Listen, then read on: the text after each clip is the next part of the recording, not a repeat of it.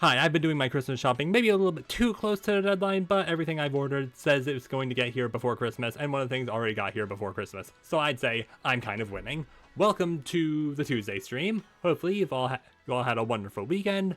I had kind of an okay-ish weekend.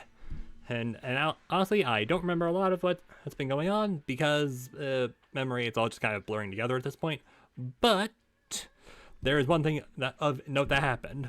On Saturday, I kind of got my wish of it actually snowing. Unfortunately, it kind of ended up snowing while I was driving home. Now, the roads were pretty much fine, so that wasn't really an issue.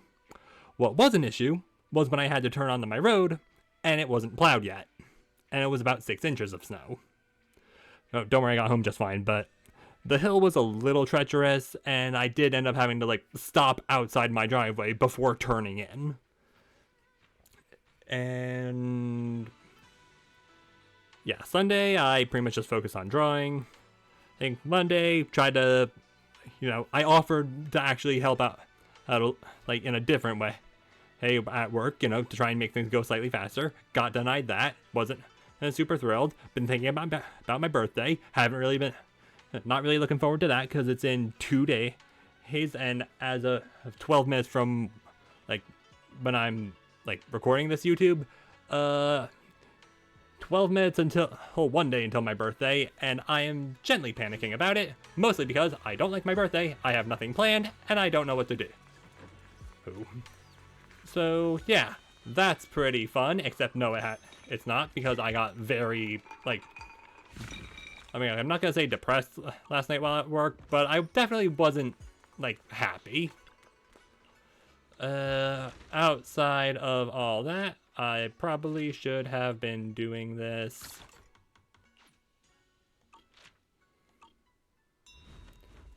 While I was talking, but I have a habit of not doing that because I am smart. Actually, not right now. Actually, no. I'll view the business performance just to collect that. But I'll hold off for the time being. Anyway, where are we yeah, so what's the plan for tonight? We're literally just gonna go through and try and get this done as quickly as possible. And by this, I mean the story chapter, because I would like to get this done before the banners change. Well, because when the banners change, that's a sign that stuff has happened, and by stuff I mean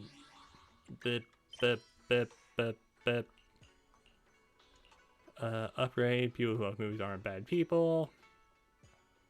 Oh, I guess I also have ambient upgrade. And yeah, nope, not that. Yeah, hi, can I just get my main story back, please? Thanks.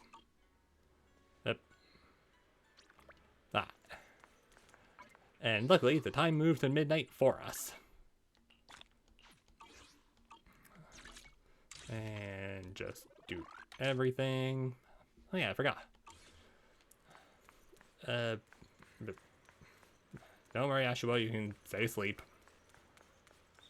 Anyway, where we last left off, went on a little excursion into the Lemnian Hollow because we needed to find out where Sarah and Senior Ye were at. Kind of hit a dead end, and something happened that led Shangwang to actually reveal to the other disciples who she actually is, plus having to deal with the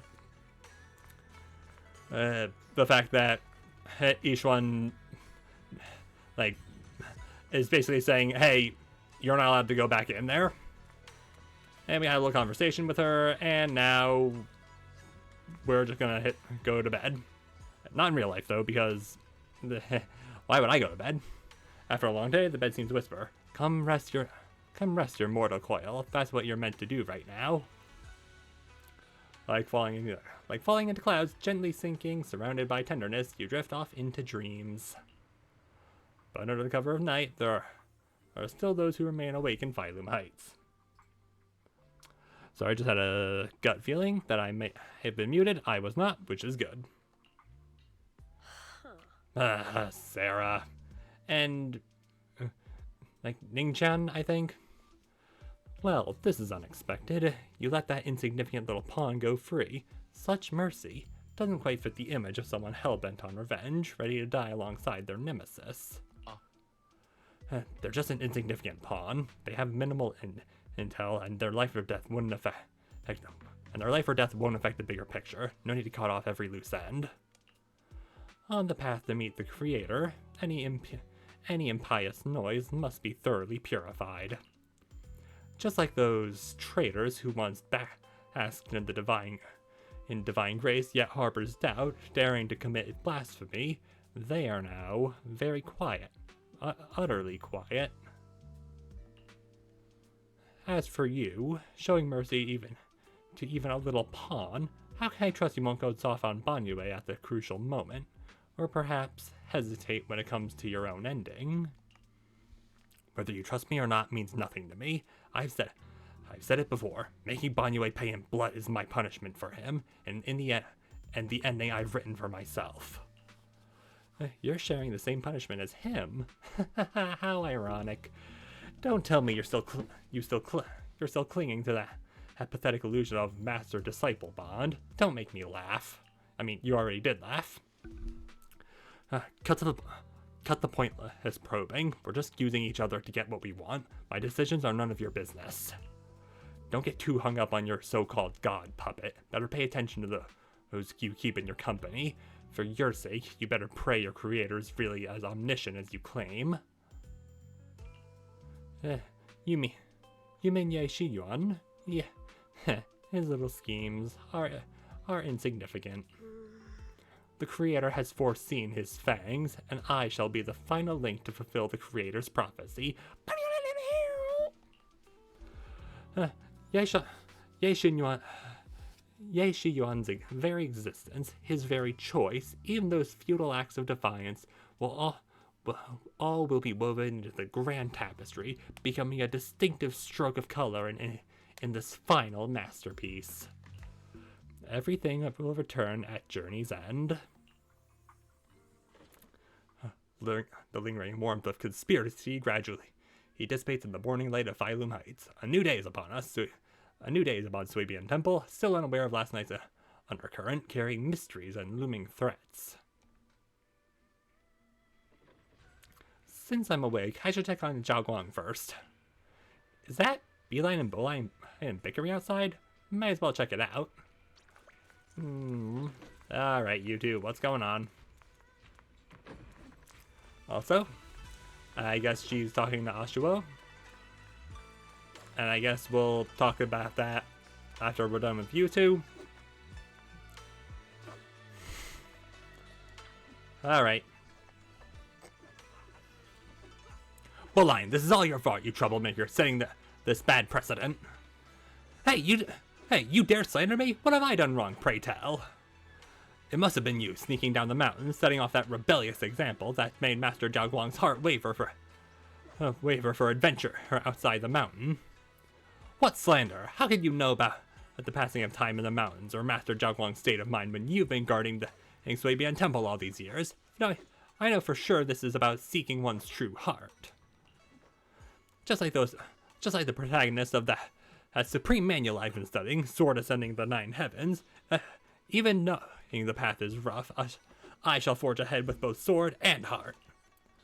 Such spirit, how similar it is to my own noble quest of braving the outside world of the mountain to seek my path and overcome tribulation. Both are acts of pure romance. Ha! How magnificent! How splendid! Have you forgotten what Master Zhao Guang carries? That Qingming sword, a deadly weapon that drinks memories and devours the five senses. Well, yes, I know. I humbly believe that by tasting all the world's delicacies and witnessing all of life's splendors can one achieve true enlightenment to resist the sword's side effects. This is tempering one's sword heart through mortal experiences. You never used to talk like this before. Or how many cultivation web novels did you read? You're so cheesy. It's making my bamboo components get goosebumps. You, what do you know? Oh, this is called scholarly elegance. You weren't always so old-fashioned and long-winded. The two Bangbu lock eyes, glaring at each other and puffed up with anger, neither willing to back down. Better not interrupt. I should go find Zhao Guang instead. I mean, luckily, we already know where she is. Zhao Guang. Zhang Guang. Zhao Guang stands alone silently, her red ribbon as striking as when she first walked in Suibian Temple. Only now she seems weighed down by many unspoken thoughts. Morning, Senior Xiaoguang. Morning. Wait, why Senior all of a sudden? Because you seemed upset. Oh, I was just thinking of when we first met. You really liked it when I called you Senior. Now that you don't have to keep your identity hidden, we might as well bring it back. It really suits you. Heh.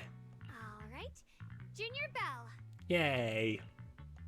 Present, Senior Xiaoguang. A faint smile softens Zhao Guang's face. I'd better keep Xiaoguang occupied and make sure she doesn't go off on her own until Yishuan Shifu gets here. Yeah, that's probably smart.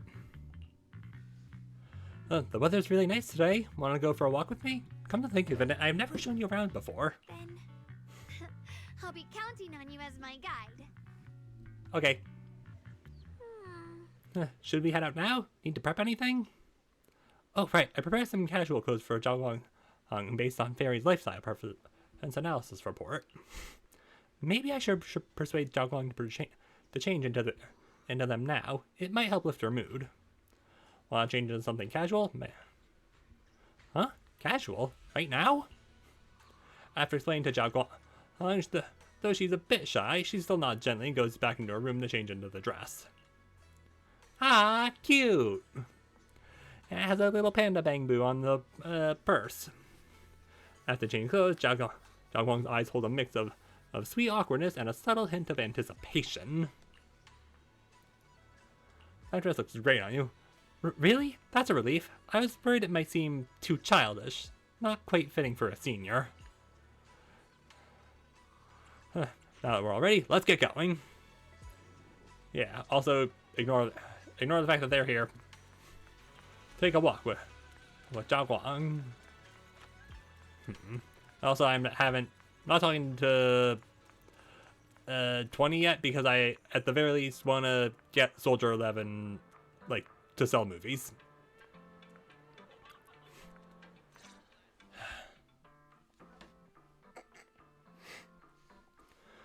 Sorry.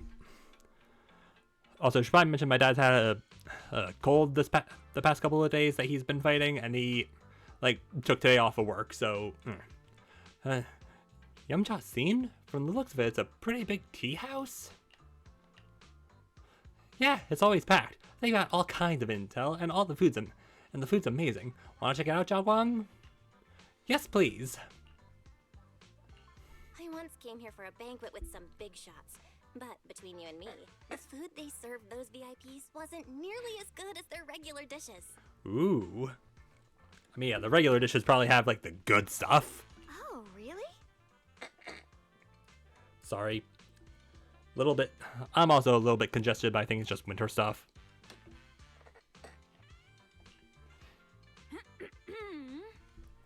Oh, hey, you're actually in a cutscene. I mean, I'm pretty sure you've been in cutscenes before, but I forgot.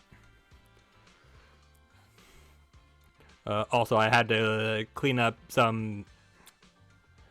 last night after I got home from work, I had to clean up 2 instances of Cat no longer in the body, and I didn't have paper towels to do so with after the first one, so that was fun. Anyway. Oops. I hope no one heard that. Sweetie, how's it going? I hope business is booming. Got any recommendations today? I mean, yeah, she was just kind of standing there. Another regular customer. Welcome! Is this young lady a friend of yours? She's got the aura of a true connoisseur. Would you like to try our seasonal special? I can faintly smell some osmanthus in the air. How lovely. What's osmanthus? What is that? That would be our Moonvale Osmanthus cake. Ah. Fresh out of the oven. They're made with the very first golden blossoms picked just this morning. Soft, sweet, melts in your mouth. I guarantee it's a taste you'll never forget. All right. Osmanthus cakes always bring back memories of loved ones. This batch is limited, reserved for only our regular customers. And you won't find it on the banquet menu. All right. Well, I guess it's a good thing I'm a regular here. Also, I looked over at the screen at myself, and can't help but notice optimal positioning on my part. I will not look into that further. So she heard us. I mean, to be fair, we are standing right in front of her. Osmanthus cake. Well, would you like to try it? Osmanthus cake is often used as a symbol of remembrance. Xiaogong must be thinking about Senior Ye again. Sure.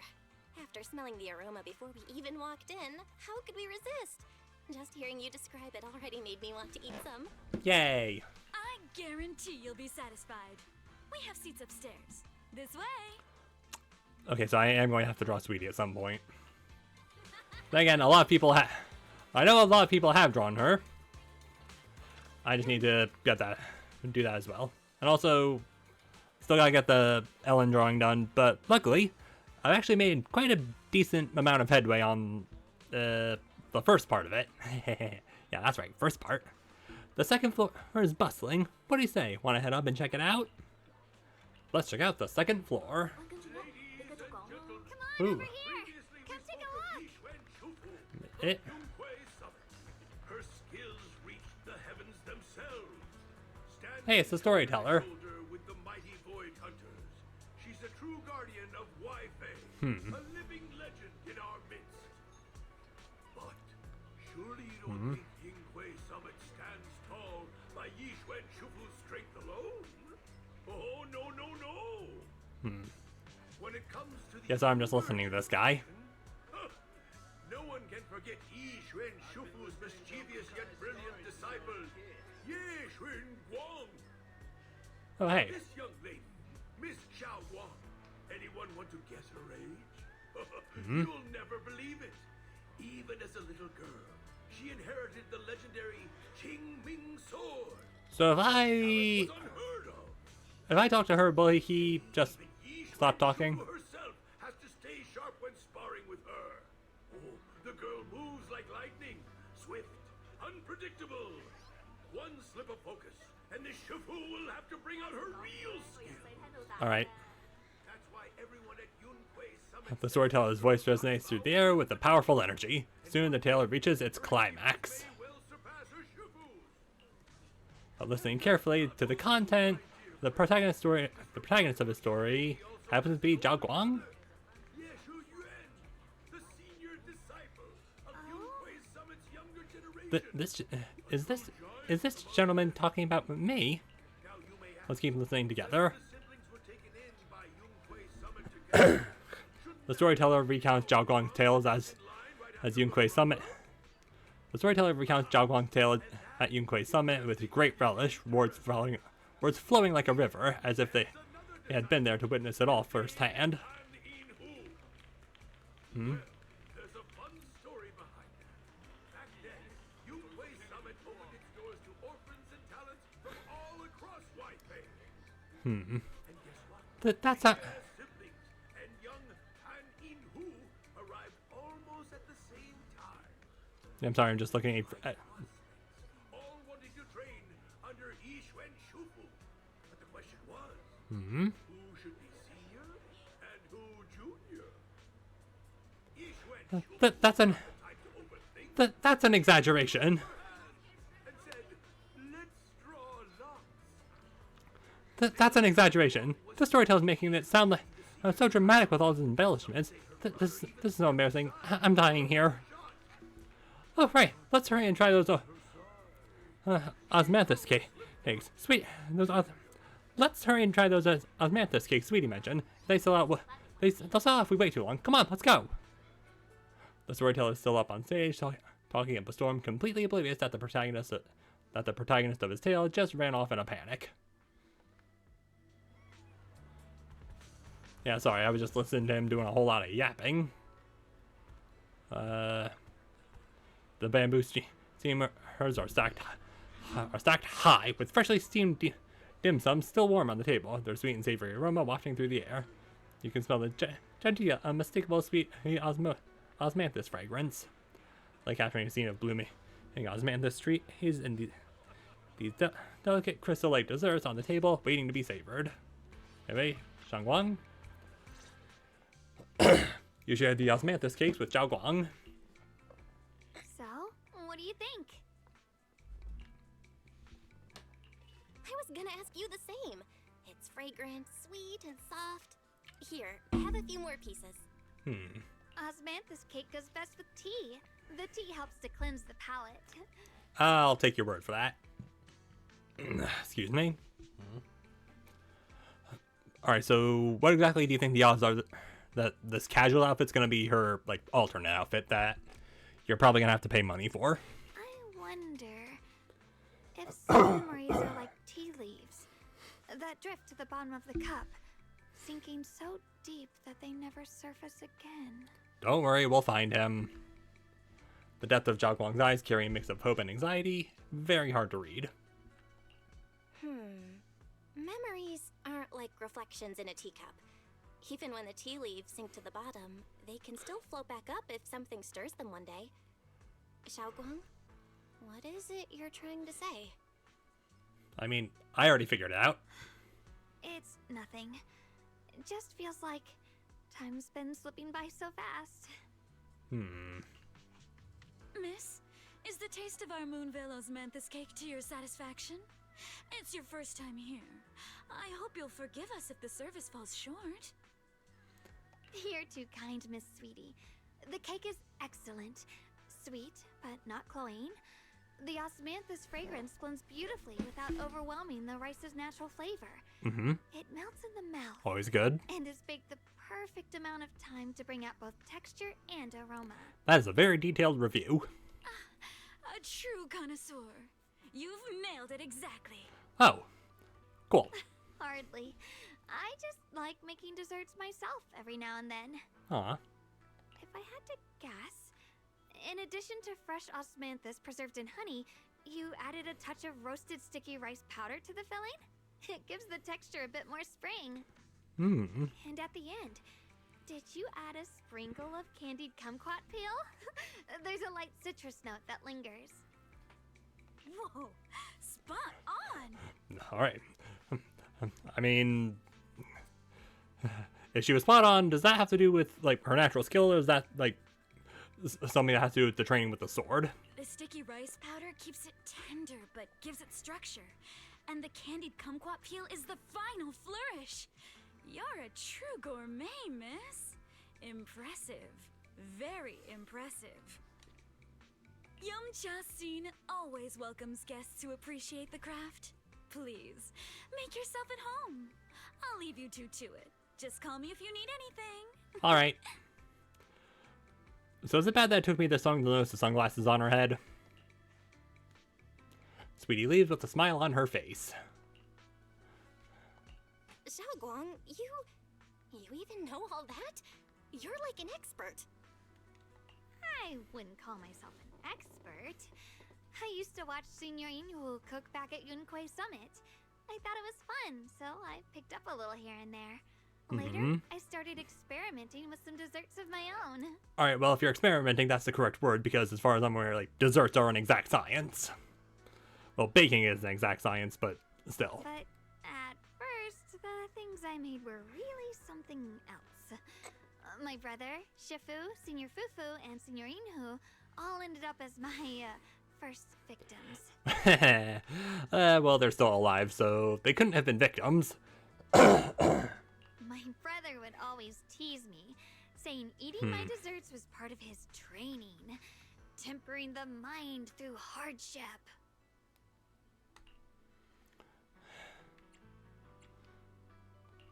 Senior Ye is such a gentle person.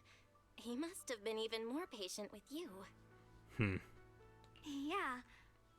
He always looked out for me.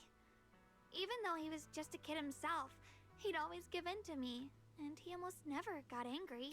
That is something that I don't. All right, well, I don't. Trying to think.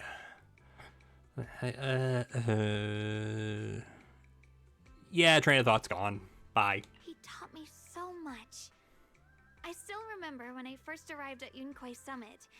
I was mischievous, made a big mistake, and just hid. I was too scared to face anyone. Relatable. The too scared to face anyone thing. My brother was the one who found me. He didn't scold me. He just asked. An elder at the end of his years, and a young man with his whole life ahead of him. If you could only save one of them, which do you choose? That feels like an out of left field question regarding the circumstance in which, he's asking the question. In a famine, a single bag of grain could keep a person alive, but a rare manuscript carries the wisdom of centuries. If only one can be preserved, which do you choose?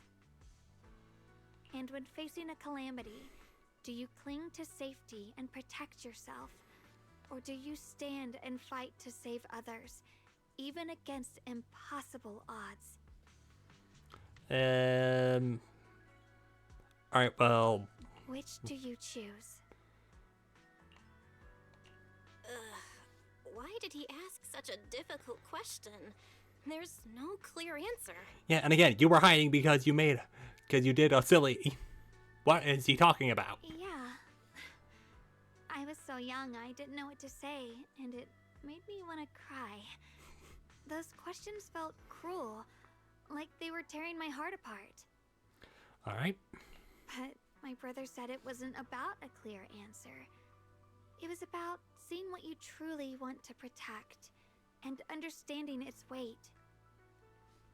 He told me that our parents always said, the hardest part isn't making the choice, it's living with it afterward. Ah, good old consequences of our actions. But yeah. There's no perfect path in this world. Some choices are responsibilities we have to shoulder. When the time comes, be brave. Do what must be done, and you'll carve your way through the thorns onto your own path. Alright, I'll be honest, I wasn't reading along there, so I was kind of lost a little bit. But then, got there in the end. I didn't fully understand what he meant back then. I'm not even sure if I do now. I saw shadows moving and thought it was mayhem. No, I think I'm just seeing things. He really put a lot of thought into what he said. I'm sure he'd be glad knowing you could reflect on it so calmly now.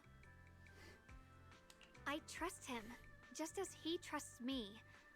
Right now, my brother has his own reasons for what he has to do. And I have my own reason for why I have to find him. Alright. Sorry, I've been rambling again. It's alright. You can always tell me these things. I'm your junior after all. Yeah. At times like this, you feel more like the senior.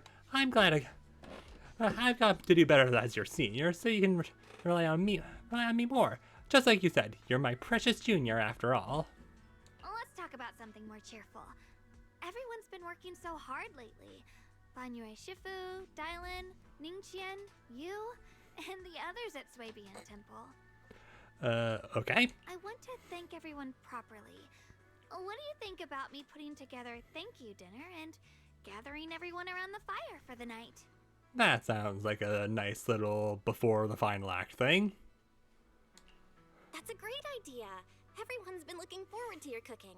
I'll let Dylan, Banyue Shifu, and Ningqian know right away. Once Senior Song Tao and the others are back from their investigation, I'll pass it on to them too. Okay. Hopefully they're fine. Alright, it's about time I express my gratitude. Let's go! As Jiaguang and you leave Yumcha scene, preparing to head back to Swabian Temple.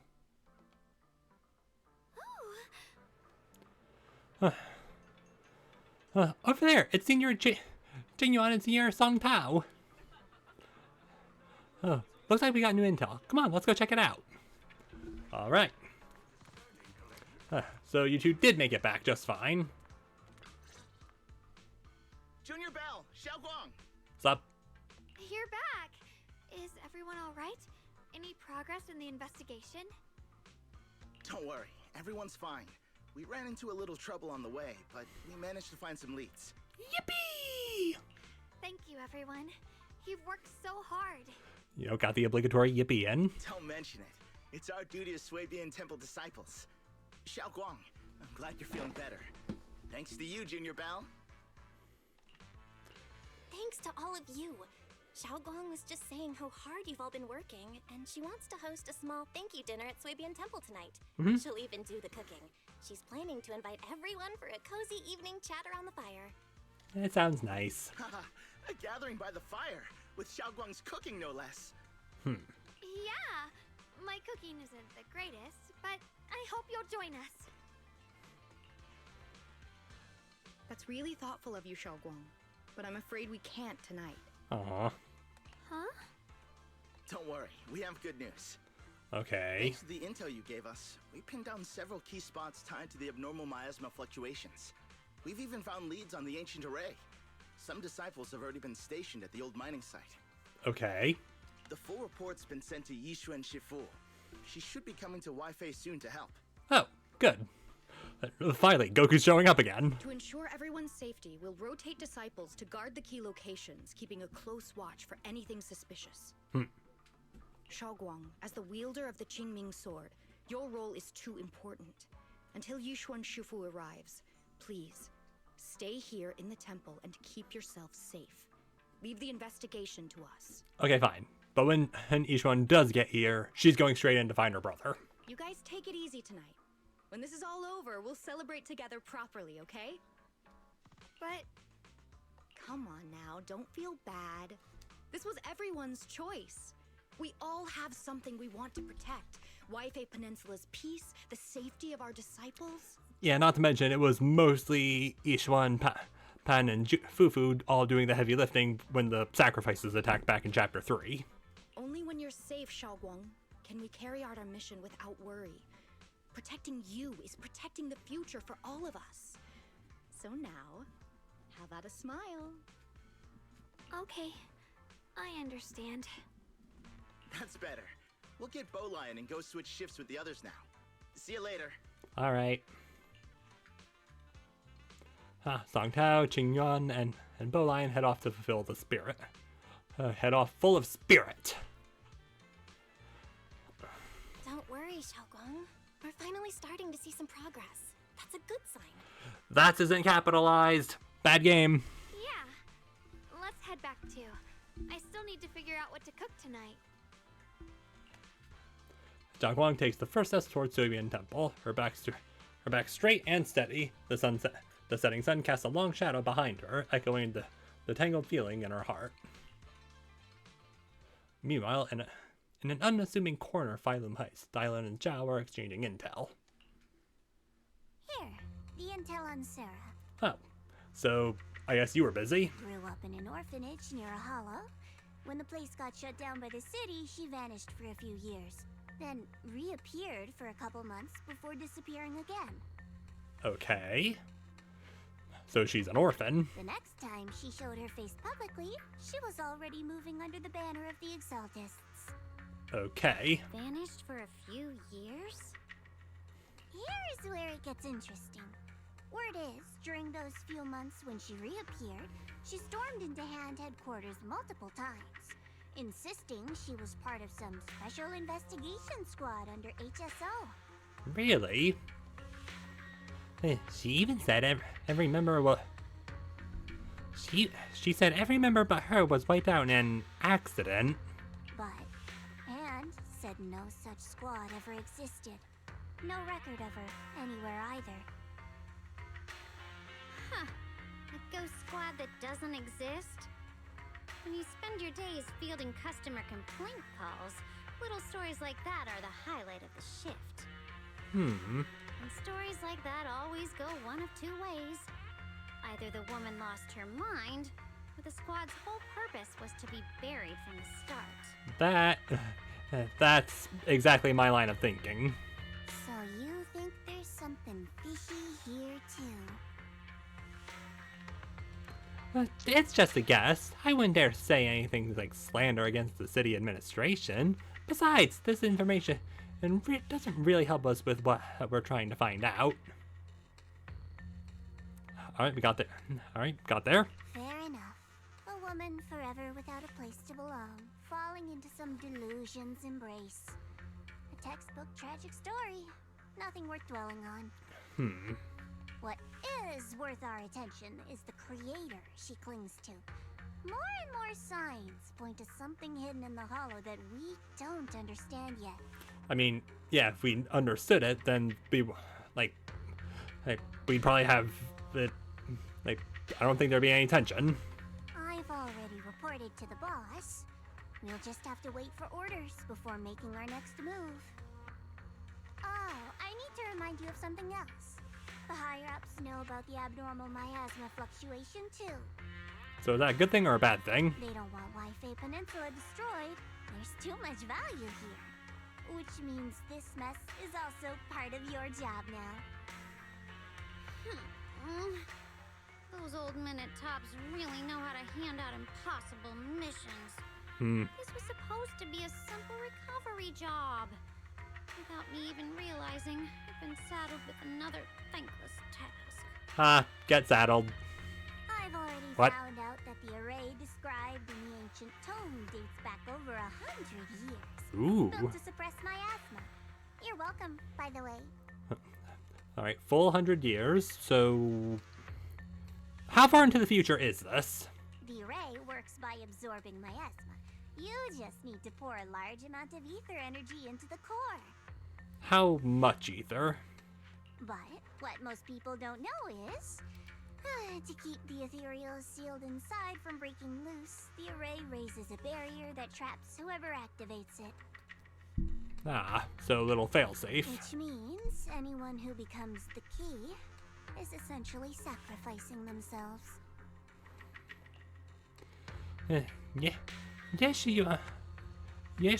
Shiyuan's parents once investigated the array, and he knows far more than his sister. Now it seems the secret lies deep within the old mining site. Could Sarah be planning to make Shiyuan the key? It's not impossible. That means there's another way for your mission to kill two birds with one stone. I'm sure you've already thought of it. What if you find the array with them and get Banyue to become the key? Use it to activate the array, suppress the miasma, and in doing so, drain its power dry. Then, when it can't hold out any longer, you step in and take its core. Simple as that. And that girl, Yeshuan Guang, I can tell you've taken a liking to her, even if you won't admit it. So, why not? You'd be protecting her brother while you're at it. This doesn't feel right. What's wrong? You're hesitating? No, it's just, as the one responsible for retrieving the core, I have to make absolutely sure it's secure. Remember, the orders were clear. If recovery fails, destroy it on the spot. Unless you've got other concerns. Or should I say, excuses? Don't tell me that fighting alongside him these past few days has caused you to have a change of heart. Now you feel sympathy towards him? Sympathy? I don't waste sympathy on living humans. Let alone on a killing machine that couldn't even pass a forbidden fruit test. Exactly. A killing machine. Whatever name it goes by now, it was created as a weapon of indiscriminate slaughter to suppress the miasma. Its nature won't change. I mean, is it a reason that he's sticking around here? Dial in. As a Krampus judge, don't forget that. Judging me with sentimental nonsense? You really do underestimate me, don't you, Senior Zhao? I'm just thinking the whole suppressing miasma angle might be a smokescreen. If the miasma in Limnian Hollow is actually receding, where's it going? That's a good point, actually. Also, I heard another name from the dead at the old mining site. One that's been coming up a lot these past few days. Is it related to what we saw last time? Looks like someone else wants Banye gone. More desperately than we do. Ah. What do you mean? Who? That's a secret. For now, though, I won't let him die so easily. Not until I figure out who's trying to use it. Not until I figure out who's trying to use us, at least. If we're going to dispose of him, it should be on our terms. And as for Banyue's truth that I'm after, I'll give him a final choice, one with no room for lies or cover-ups. Not long after, Dylan comes to a decision after receiving the invitation to the fireside gathering. As evening falls, lights flicker to life across Waifei Peninsula. In Swabian Temple's courtyard, the fire burns bright, the smell of food filling the air. Banyue, Dylan, and the others slowly arrive. Jiaguang's thank you dinner is about to begin. Remember to breathe. And suddenly a table spawns into existence. The fireside gathering is being prepared. Let's go see what Jiaguang has in store for us. They're not here. Bolan's gonna be so jealous of me. I guess you two are just kind of having a conversation. Wise. Well, when you guys mentioned having a late night gathering, I just thought we'd get some takeout and hang out. But just sit around, eat, chat. But wow, Jiaguang really went all out. Jiaguang says she wants to properly thank anyone. They expect she'd get done in such a short time. The table is packed. Jiaguang arranged everything so neatly that I'm kind of embarrassed to bring out the ready-made meals I secretly brought. Better stay quiet. I just want to feast on Jiaguang's cooking tonight. Alright. Alright, everyone's preferences. Can't mess up. Perfect timing. Come help me check what else we need. Need help? No, you've all done so much for me. I promise I'd treat you guys properly this time. Just relax and don't worry about it. All you gotta do is make sure to finish everything. And can I sneak a bite first? Jiaguang's eyes widen and puffs up her cheeks in mock anger, unable to hide the laughter dancing in her eyes. No way. If you sneak a bite now, it won't be a surprise later. Can you just wait a bit longer? Pretend to be disappointed. You feel a warm sensation in your palm as something round is pressed into it. A peeled roasted chestnut with glazed with caramel. Shh. Just this one piece. Have a taste, but keep it secret, okay? This is your exclusive taste tester privilege. When the banquet starts, remember to act like it's your first time tasting it. Otherwise, my reputation as the iron-faced impartial head chef will be ruined. No, just noticed, did she have a tattoo on her thigh? Jiaguang looks like she's about to go back to her work, mood seemingly lifted by the small gesture. She even starts humming a little tune.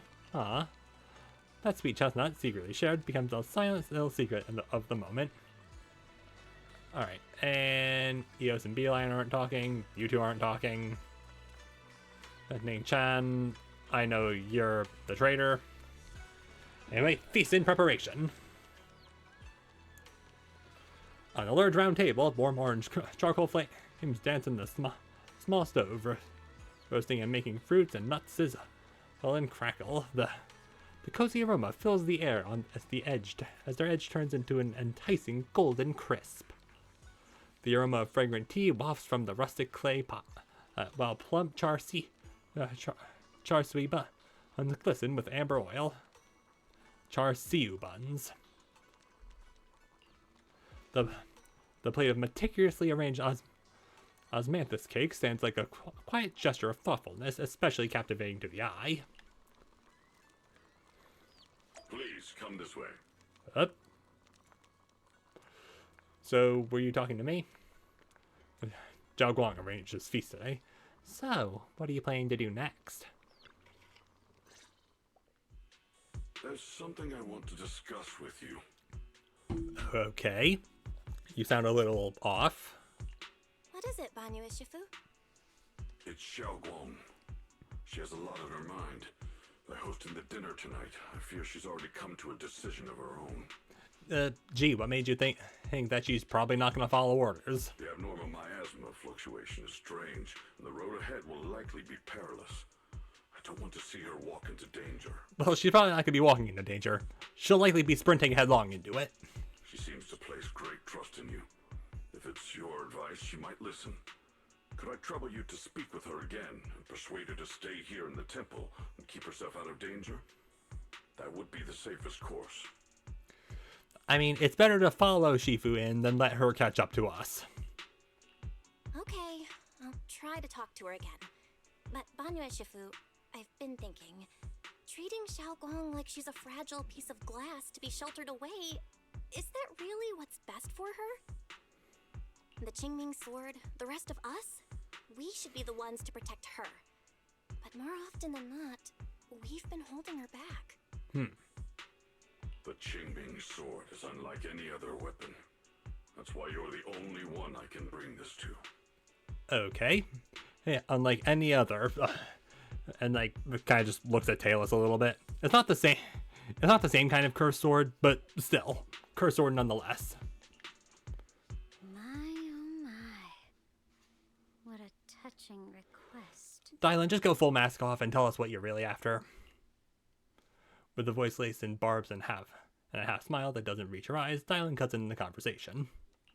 But tell me, Banyu Shifu, don't you think your words sound especially cruel when talking about someone your algorithms once deemed as expendable, while you stood by and watched her parents consumed by the miasma?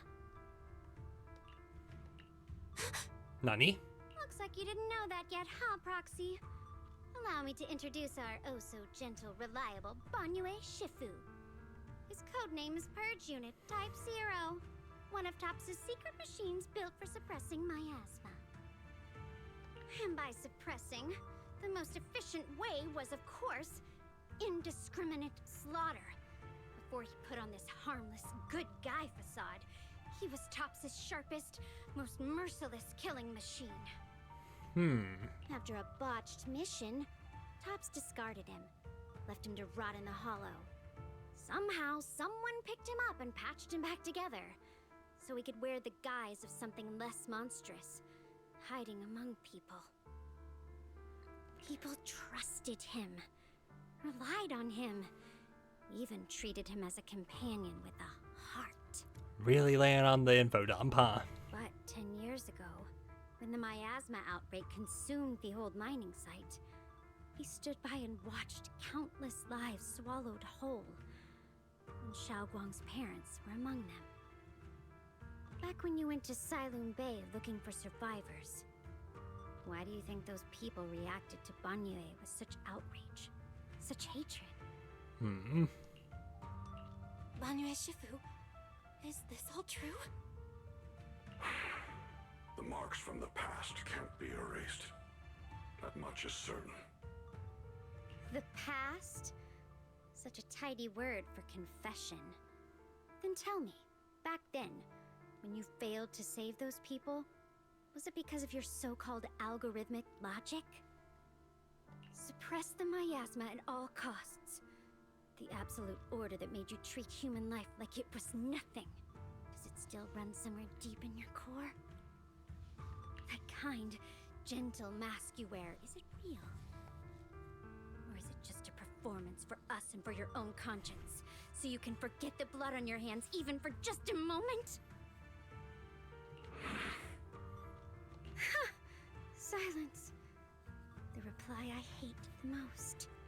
Alright, well, I'm silent because I'm trying to pay attention. I don't even know anymore. Am I speaking to a remorseful person trying to atone? Or to a machine that couldn't even pass the forbidden fruit test? Am I just wasting my breath? Wrong button. I hit square by accident. As suffocating silence hangs in the air, until Xiaoguang's bright voice cuts through the icy tension. Ah, there you are. Banyu Shifu, could you give me a hand? This old stove is the bane of my... I'll be right there. Banyue leaves, his back still held like a mountain, his steps steady and unshaken. Relax. I have no intention of telling Xiaoguang about the past. It would only breed hatred and chaos. We are standing less than 10 feet away from them. How could she not have overheard that? Krampus wants something from Banyue. The simplest way to get it would have been to tell Xiaoguang outright. Let her despise him, resent him, or put him to use. Make him the key. Key?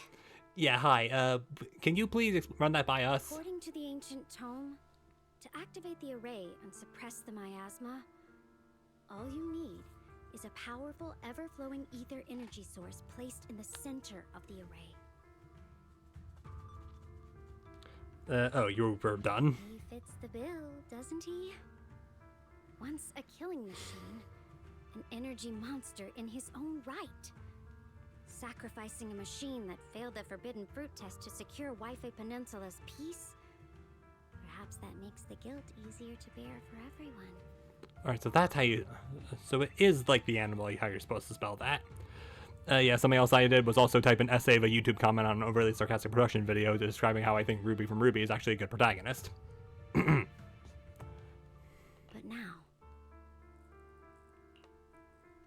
now... Yeah, why are you telling me all this? Also, was I going to say something? I forgot. Why now? Dylan, why are you telling me all this?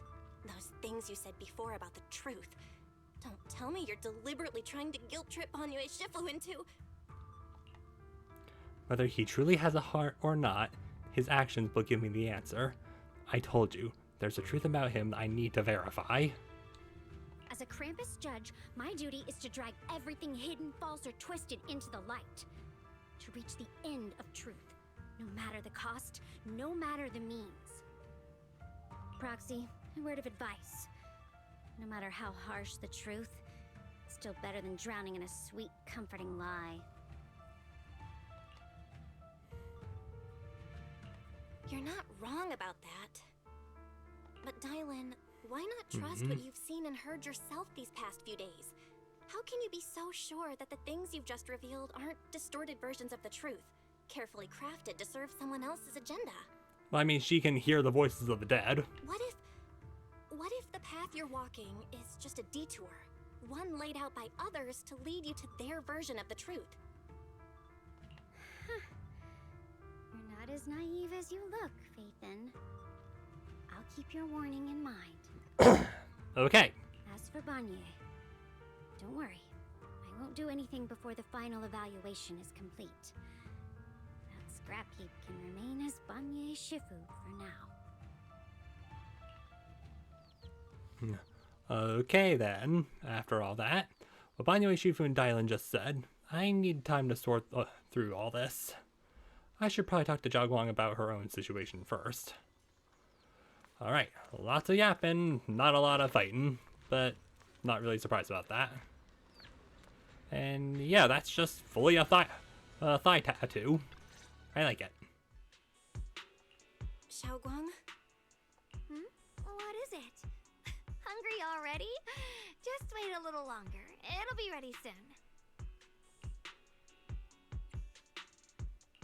You're hosting this gathering because you've already made up your mind, haven't you? And that reaction tells me everything. Figures. You saw right through me. Well, Banyue did. I really was planning to be honest with you, just like I said I would. Last night, after you'd all gone to bed, I found this under the door. Xiaoguang pulls out a note, its edges crumpled from having been crushed in someone's hand, then carefully smoothed it out again. Run on sentences, except it's my own voice. Xiaoguang, I found a way to break the connection between you and the Qingming sword. Oh, he's been here. The power of the Creator is beyond imagination. Deep within the place we once knew lies the key to awakening them. When they descend in the days to come, my wish will finally come true. No matter the price I have to pay, Xiaoguang, you will be free. This letter, is it really from Senior Ye? Or is someone impersonating him? At first glance, the handwriting looks like my brother's, but it's missing little habits he always had in his strokes. And then there's the content itself. Yeah, let the lip sync catch up. I didn't let the lip sync catch up. It doesn't sound like something you after all this time.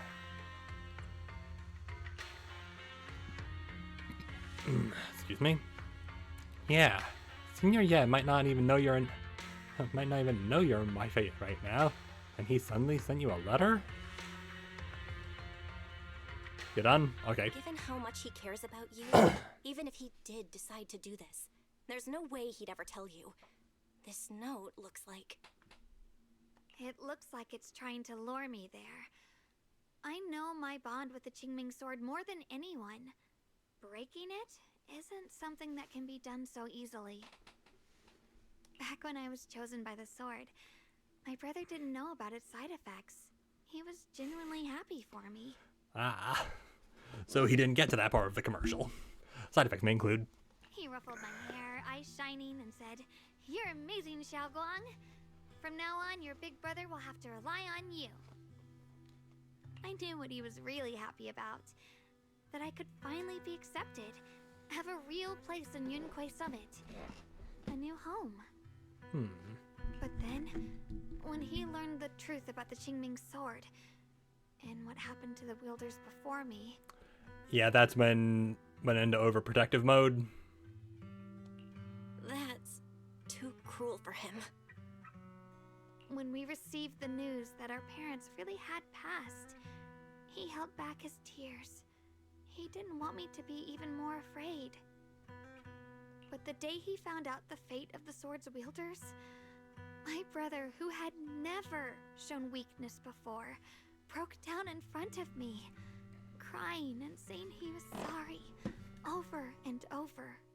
In the end, with his eyes red and fists clenched, he kept repeating it again and again, not just to me, but to himself, that there had to be a way, and that he would find it. Well, correct me if I'm wrong, but aren't his eyes already red? I know it's because he was crying, but still. That way became his obsession for years. He even hid from me and Shifu that he was experimenting with forbidden techniques, trying to shift the Qingming sword's side effects onto himself instead.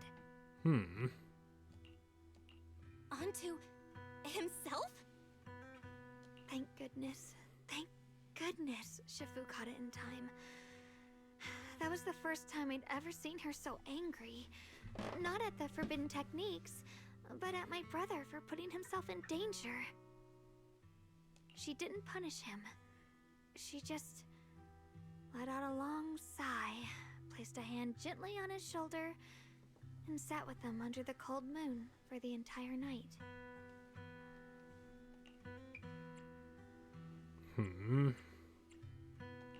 Maybe only Yixuan Shifu, who has endured loss and shouldered her own share of burdens, could truly understand Senior Ye's state of mind back then.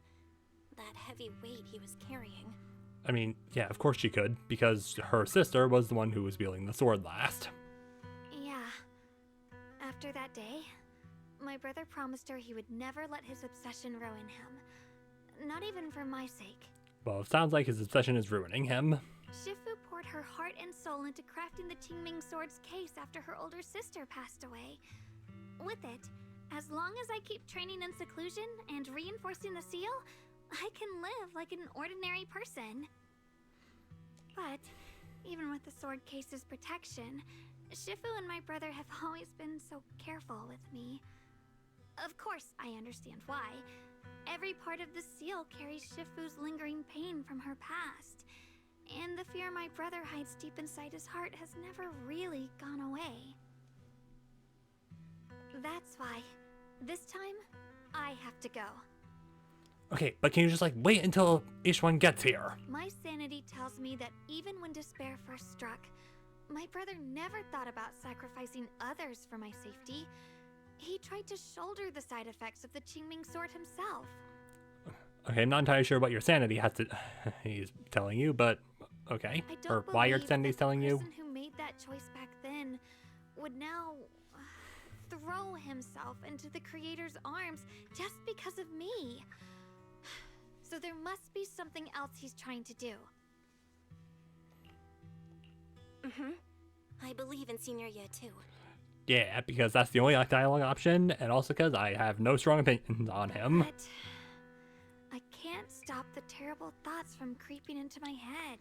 Been there. Trap or not, a path of no return or not, I can't let him face that danger alone. I have to stand beside him. I know it's reckless and dangerous.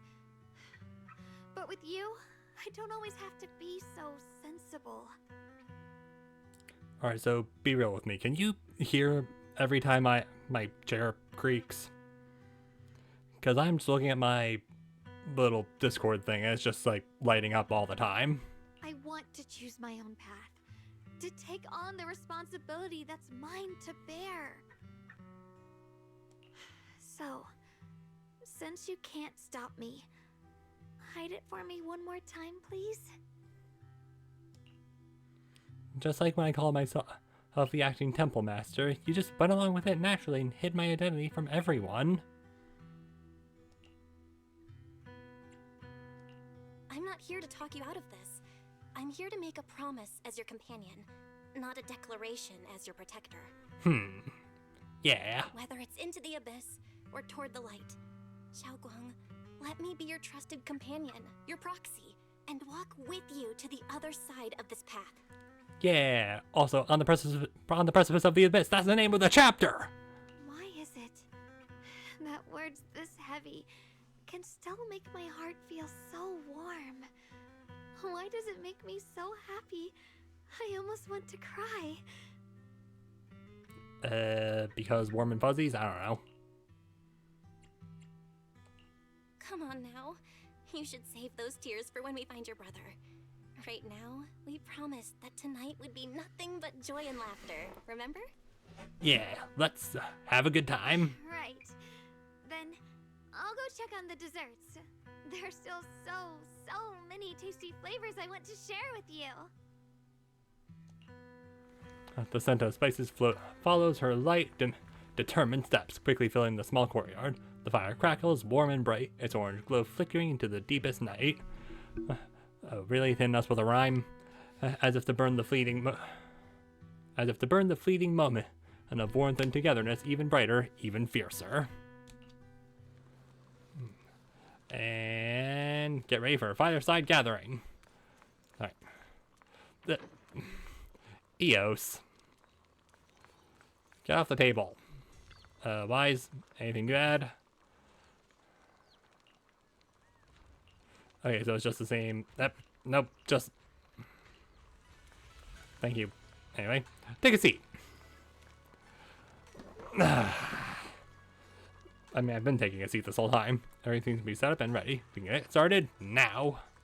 Start the fireside gathering. You're about to enter immersive storytelling mode. Nope. Right. Everything's ready. A special thanks to Beelion, Eos, and Banyue Shifu for helping me out. No way I could have handled all this on my own. Ah, a good time. And Belle looks ravenous. I approve.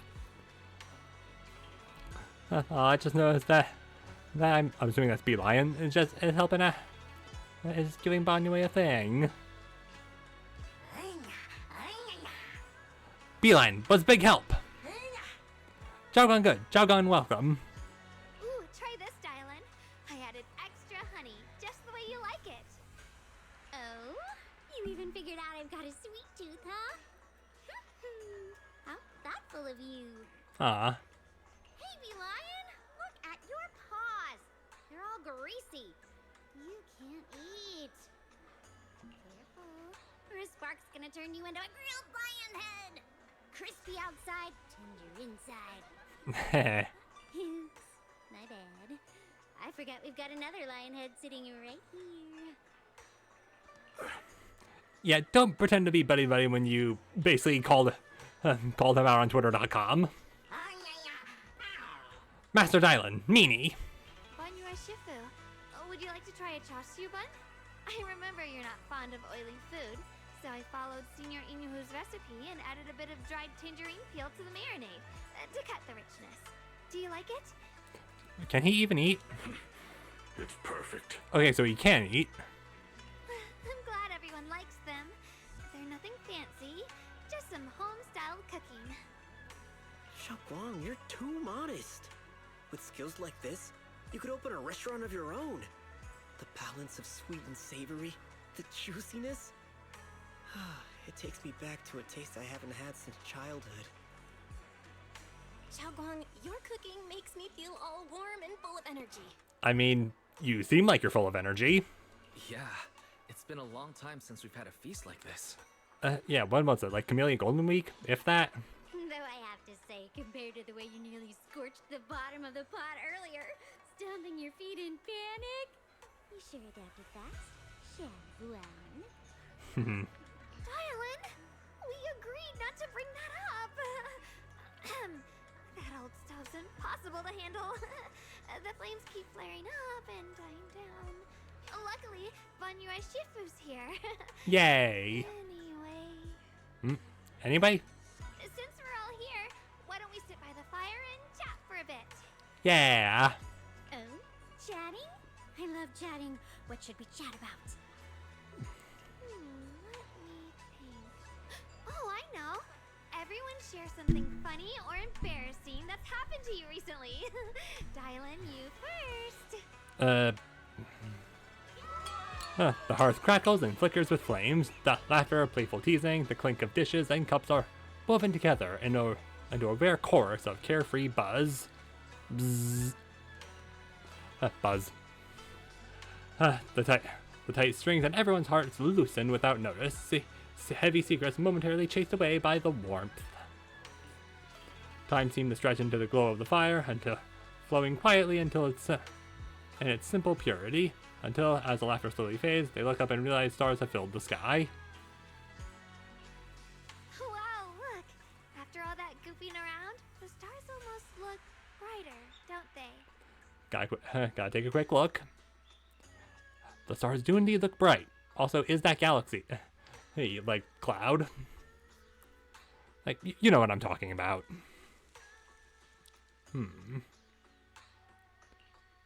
Also... Okay, it makes sense on the left stocking, but on the right, Dylan's right stocking, why is her name upside down there? Couldn't they just, like... One year, my brother, Senior Fufu, and I went to release lanterns together on a mountain behind Junkui Summit. It was a blustery day, and the wind was so strong, we couldn't even get the lanterns lit. I remember stomping around in frustration. Eventually, I just tossed the lantern aside and lay on the grass.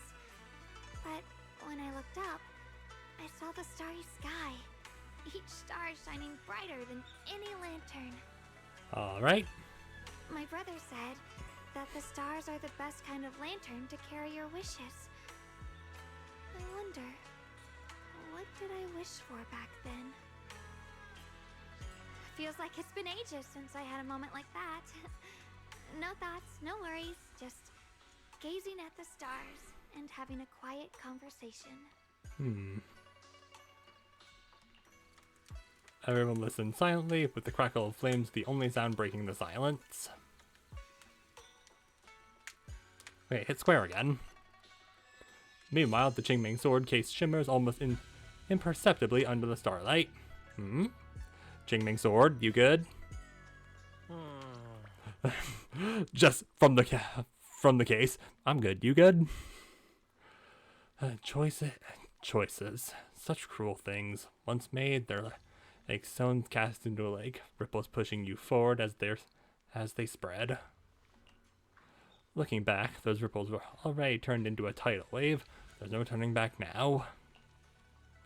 Ning-chan seems to be a bit drowsy, mumbling incoherently, fragmented words under his breath. Short warm night's rest complete. Now, if I was really cruel, I could end the stream right now, but I'm not going to because we have other stuff we got. We're almost done, and nothing exciting happened, and outside of like story stuff. But hey, guess what, YouTube? And we are back, and I remember something while in the bathroom. So if we just hop in here real quick, you'll notice that I have 9 of these. Well, we can make it 10 if I just go, and then I kind of just. You have my complete support. Hello, Yanagi. I could do it to Vivian as well, but I use Yanagi more often. Granted, this is most of my Denny's, but also, hey, look at that. We can do a normal roll. Are we gonna get anything? Probably not. Also, nice.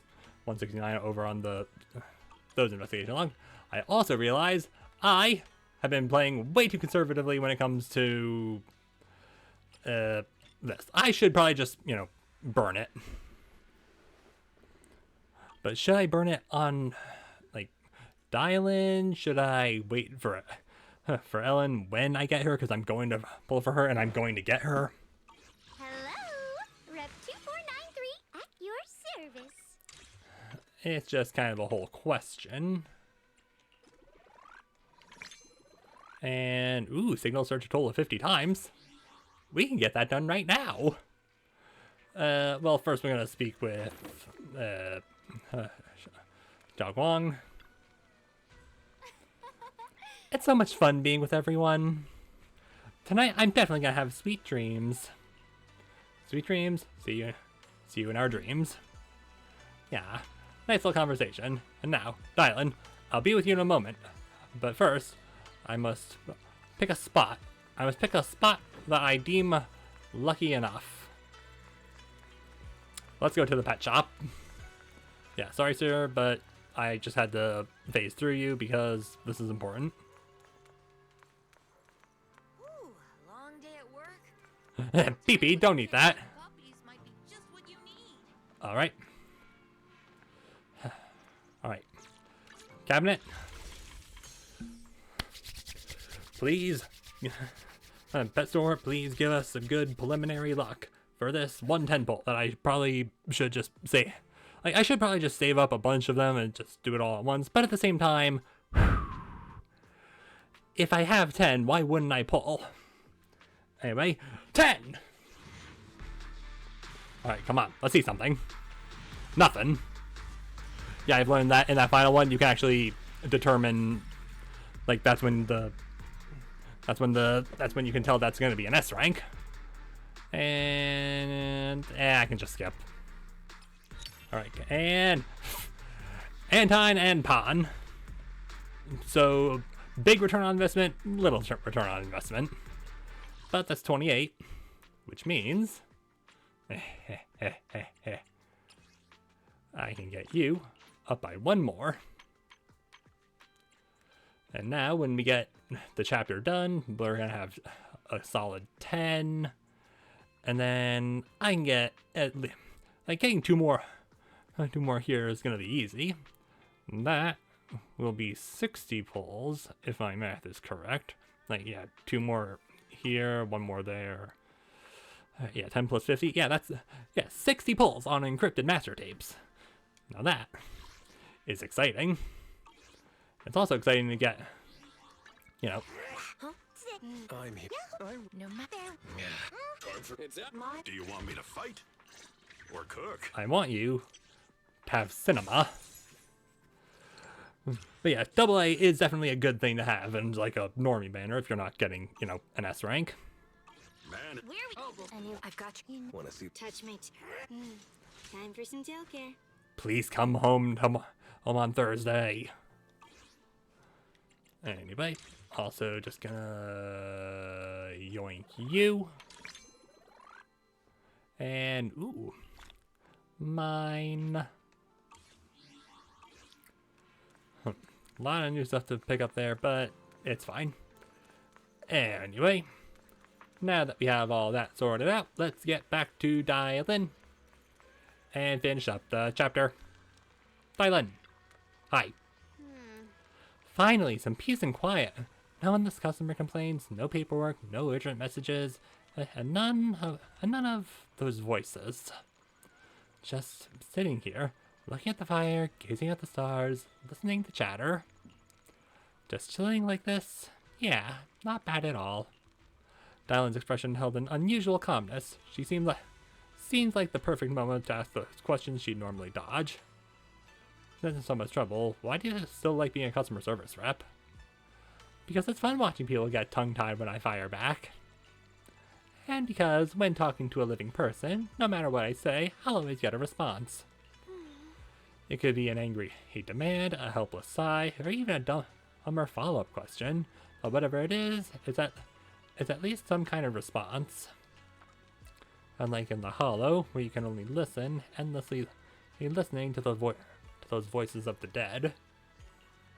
Listening to their resentment, their regrets, their pleas, but they're forever unable to truly respond to anything, or accept any true response.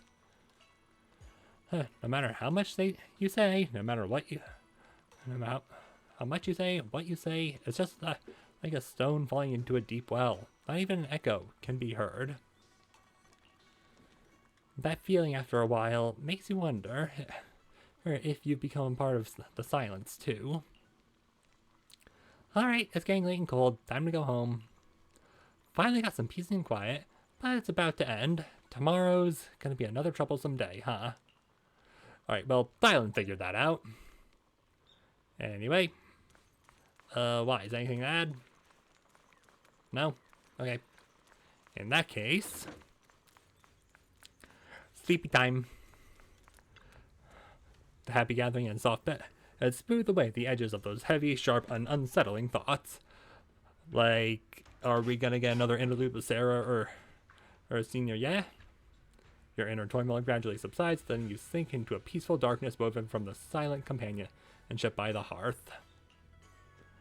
In this tranquil moment, protected by the lingering warmth of companionship, you drift into a deep, dreamless sleep. I mean, it's good that dream isn't there. Far off, Shiyuan, having waited for quite a while, finds himself lost in confusion. You aren't planning to use me to activate the array, are you? No need to test me. I already told you. You'll stand with me before the Creator. As for activating the array, there is another candidate. You already know where the array is. The Creator's location. When will the summoning begin? Patience. Timing is like a seed buried deep in the soil. You can't simply will it to sprout. It needs the appropriate nourishment and the right season to break through the earth. Alright, well, it's the dead of winter. Unless you're talking about a literal season, what the fuck are you saying? So we wait. Wait until the keys chosen by the Creator are all in place. Keys, plural. Sarah tilts her head slightly, as if listening to whispers carried by the wind, or perhaps savoring the urgency in Shiyuan's voice. The corners of her lips curve upward, her smile laced with anticipation and cold calculation.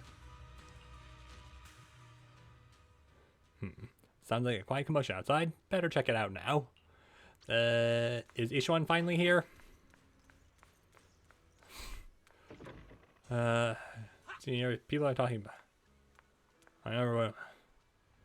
I think you're posting cringe, my guy. Anyway.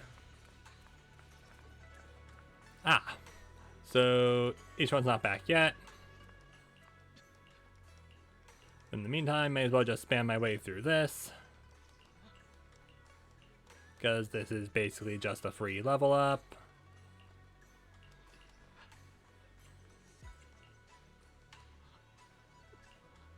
It's super important.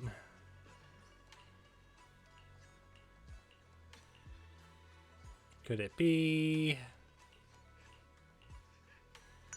Alright. Trust increased. Now you two can please de-instance so we can... How could this happen? Senior Song Tao. Senior Sontao? What's going on? We'll get you patched up right away. No, don't worry about me. Listen, last night, sometime after midnight, the miasma at the old mining site suddenly erupted. The other disciples are all trapped there now. Many of them are severely wounded. Alright, no time to wait for Shiyuan. We gotta go now. Belle, we don't have time to wait for Shifu and the others. My thoughts exactly. Got it. Then let's get going. Wise, we'll leave Senior Sontao to you and Lion. We'll take care of him. Eels will be waiting for you there. I'll go tell Banyu, Shifu, and Dylan. Alright, make it snappy. But remember, Belle, Xiaoguang needs to be careful with the sword. She's got this, don't worry. Relax, Junior Wise. I promised Belle I wouldn't break the seal lightly. Don't forget, I'm pretty strong. Even without the Qingming sword, I'll do my best to keep everyone safe. Yeah. This is the perfect time for me to show how reliable a senior I can be. Yeah, you do that. Before you step out of the Soybean Temple, Dylan comes rushing in with more news. I know most of what happened now. The issue is, I can't reach Banyu. Hmm?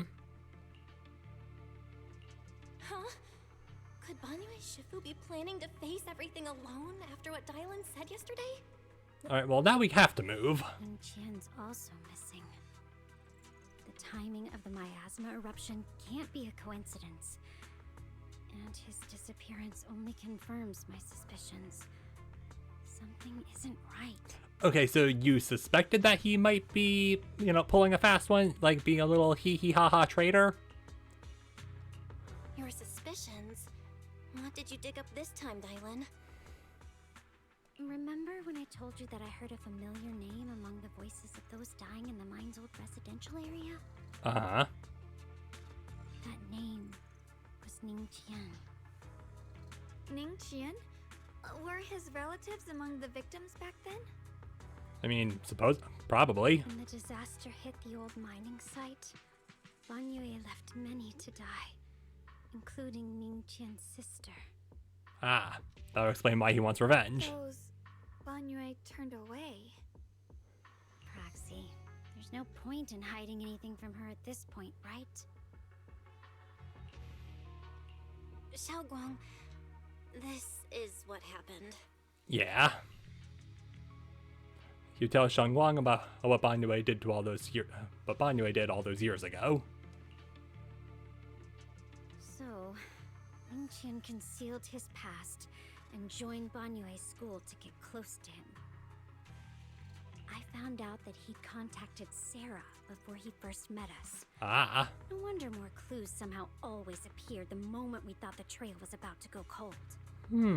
That does feel a little suspicious. That's Sarah. She must have used the hatred in his heart to strike some sort of deal with him. I mean... trying to remember... we just saw their conversation over an hour ago. Us meeting the Exaltus remnants, discovering the ancient tome, and learning of the array. None of that was random. Looks like that woman has been secretly orchestrating these seemingly logical events.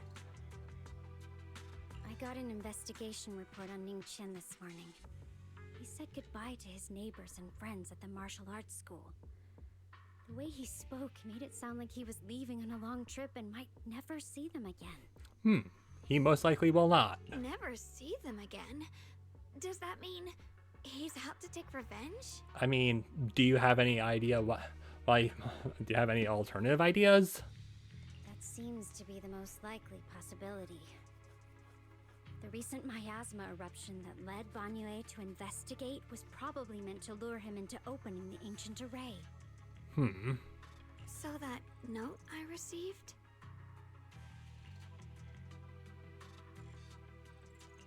Was it a setup to exploit Banyu Shifu's guilt toward Xiaoguang and the others? He tried to keep her safe and stop Senior Ye from activating the array, which made it the perfect bait to draw him in. That's just the tip of the iceberg. I suspect the array in the ancient tome, and even the part about the key to quell miasma, were nothing more than tricks to keep him chasing. It might all be Sarah's handiwork. Ah. Think about it. Using powerful ether energy to activate the array and purify the miasma? If the array is used to absorb a large amount of ether energy in miasma, then where will all that power go? Yeah, again.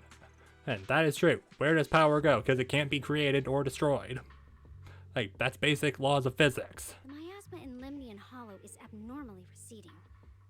Where is it flowing to? What else is behind the residential building in the mines?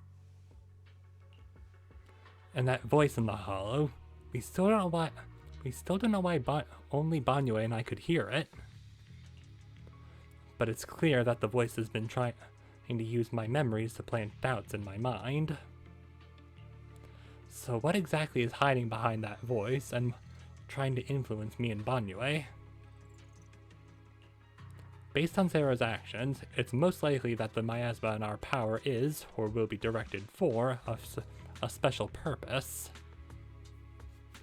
And I feel like I'm kinda nailing the timing. For example, sustaining that creator who is soon to descend. If that's true, then even if the array once had its use, it's definitely not some world-saving miracle anymore. Instead, it's an energy pool gathering strength for the creator's descent. So why are we still standing around? As for Ningqian, no matter how much he knows about what's actually happening, he's already become someone else's pawn. I know I don't have the right to forgive Banyue Shifu on his behalf, or erase the hatred he carries in his heart. But even if I don't remember him as a child anymore, I know from the time we've spent together that the kindness he showed us was genuine. So, what about you? As things stand, what do you think of Banyue? Have you made up your mind? My mind was already clear. Ever since we left the Hollow and stepped on the bridge that connects my old home to the outside world. That's when some memories came back? Amidst all the chaos, that figure silently rushed out, carrying my brother and me over the bridge. The only hands that we could reach in that terrible abyss, the only person who held us, as sturdy as a mountain, was Banyue Shifu. Huh? Xiaoguang, did you remember something? Yes, Banyue Shifu never mentioned it. He saved my brother and me all those years ago. He looked after us, sent us to Yunquei Summit, gave us a better home. I mean, we definitely saw that your parents were pleading with him to save you too. No matter what kind of past he carries on his shoulders, or what strict code rules he adheres to, how could I erase such kindness? And now his guilt has driven him into danger for us again. Dialin, Belle, I'm going to bring Banyue Shifu and my brother back. Now that's the spirit of the Qingming Sword successor. If you're set on dragging them back from the abyss, Then why are we standing around? We need to go now. let's get going. Before that scrap heap gets turned into actual scrap, and before your brother and Ningqian make any irreversible mistakes. I'm pretty sure at least one of them is going to be, like, perfect content with an irreversible mistake. Dialin! I knew you were a good person. Alright, stop it, you two. Alright, fine. We'll stop. That choice I forced Banyue to make last night, I never thought the answer I wanted would come so soon, so simple. Using truths whispered by the dead to expose the lies of the living, that is the standard by which I enact judgment.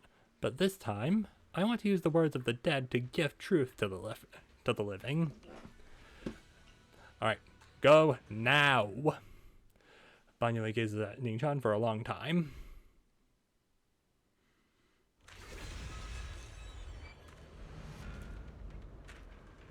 And the door's already open. Oh, hey. Disciples. Why were you over there? Alright. Just quick check to make sure everyone's alright. Alright, you're the only one I can talk to. After tending to the mystic's wounds. Song Tao must have delivered the message to you. Is he okay? Yeah, he's fine. Don't worry, Senior Qingyuan. He'll be okay. But he told us that our fellow disciples from Swabian Temple were trapped by miasma. How did you manage to break free? Yeah, how? It was Banyue Shifu. Ah. Somehow the sealed gate was opened last night. Some disciples went in to explore, but shortly after, a wave of active miasma came and swept everyone away, leaving us trapped in different places. Alright, so Banyue was already here. Later, just as we were about to give up hope, Banyue Shifu came and saved everyone. After he found a safe place for us, he turned and went in deeper. From the look on his face, I could tell that it wasn't just a spur-of-the-moment decision.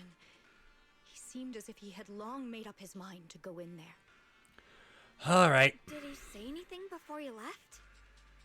He said that human forces could no longer stop this chaos and that he needed to find another way. So he went to investigate the source. He also said some strange things, heavy words. I don't know if they were meant for us or if he was just talking to himself. I mean, that's fair. I talk to myself all the time, but even... And, like people around me tend to think I'm talking to them. No comment. Heavy words? What do you mean? He said, to walk this world is as to depart one's home for distant shores.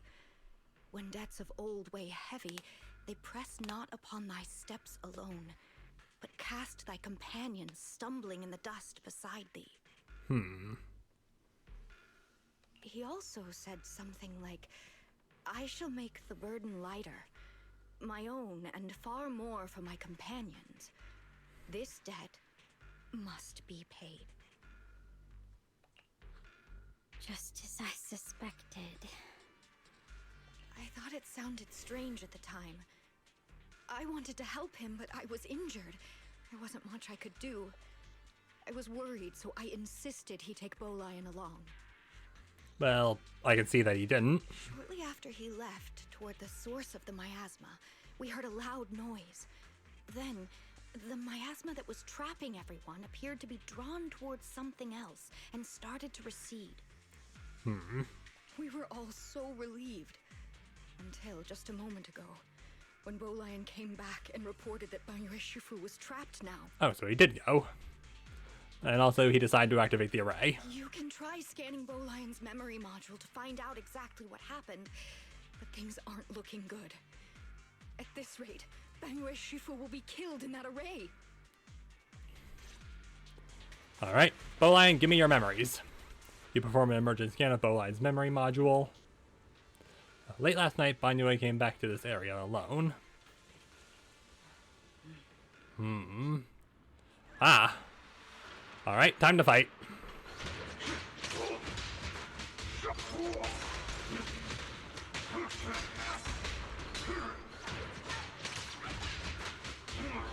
Yeah, it's kind of impossible to hear anything. Oh, really?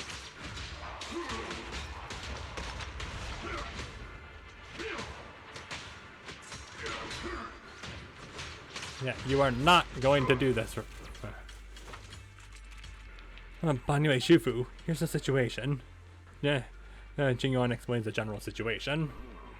This chaos was beyond human control. We need to find another way.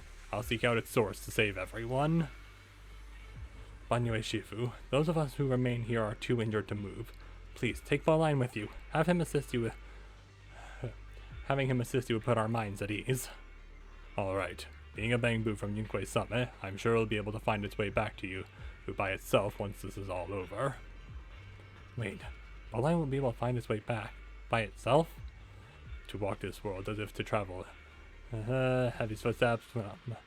My steps alone. Catholic Smith told me just beside me. But this debt must be repaid.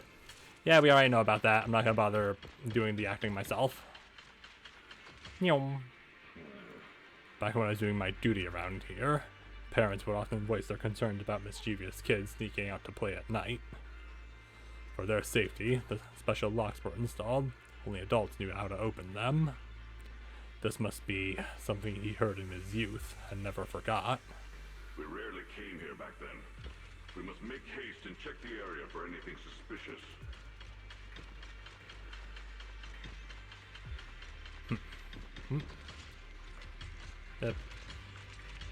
Yo, is that guy a dog siren? Hey, you should probably check to make sure that guy's okay. Alright, heading up. That feels like an entire area. He's already here? Okay. Talk to Ning-chan. Oh. Well, that feels like a summoning circle. Banyo Shifu, I knew you cared about the mystic's safety and would come here. Great news. Absolutely fantastic news. I think I've stumbled upon the key to the key array core of that ancient array that ancient array mentioned in the old texts. It's just that I'm not skilled enough. I couldn't fully activate the array, but now that you're here, surely everything will go much smoother. Looks like this time the miasma disaster can finally be put to an end. This place won't have to relive about that nightmare again. Where is it located? There are several array pillars on the platform nearby. I'll lead the way for you, Shifu. Alright, let's go, Ning-chan. Be careful. Over here! Banyo Shifu! This way! That feels like it's going to be important for exploration. As is that.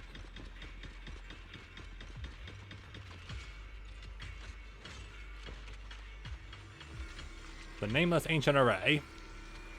You know, I was expecting a satellite array, but this makes slightly more sense, I guess. Probably not, actually, but still. The array core is ancient, and the patterns carved in the pillars shimmer with an undying will to protect. Standing in the center, it's almost possible to feel the long dormant earth pulsing in agony, urging activation of the array. If you heard hissing, Freya decided to hop down from the bed and Mayhem was, lying on the floor. Enjoying the heated floors. Now I'm closing the door. I said I'm closing the door.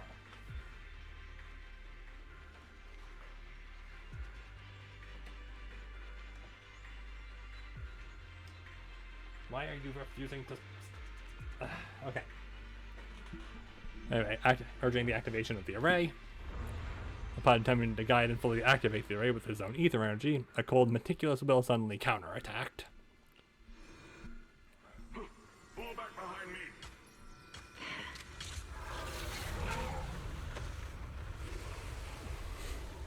me. That looks not great. Bowline's memories regarding Banyo cut off here.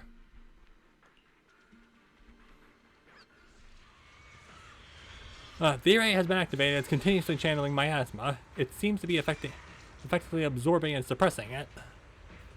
Banyo Shifu is trapped in the miasma sphere of great evil, and even though my training has advanced by leaps and bounds today, I still can't save the two of them. Alas, what a tragedy! Banyo seems to know what Ning-chan was up to, but he still went ahead and activated the array. Indeed, he's returning to save Banyo Shifu and take Bowline with you this time as well. Alright. Right. So to the array. Ning-chan must have been the one who opened this door. Oh. Yeah, you also need to... It's like every inch of this place is etched deeply in his memory. Wonder why. That guy also needs medical attention. Why are you still standing here? Alright. Welcome you two. Just noticed the RGB on the case. Wait, you guys. need to get out of our way.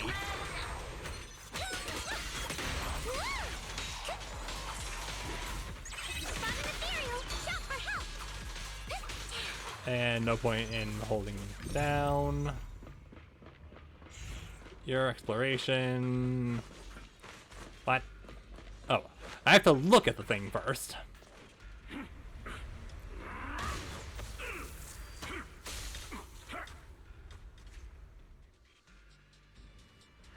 At this moment, the array is engulfed in chaos as ethereals come rushing out like a tidal wave.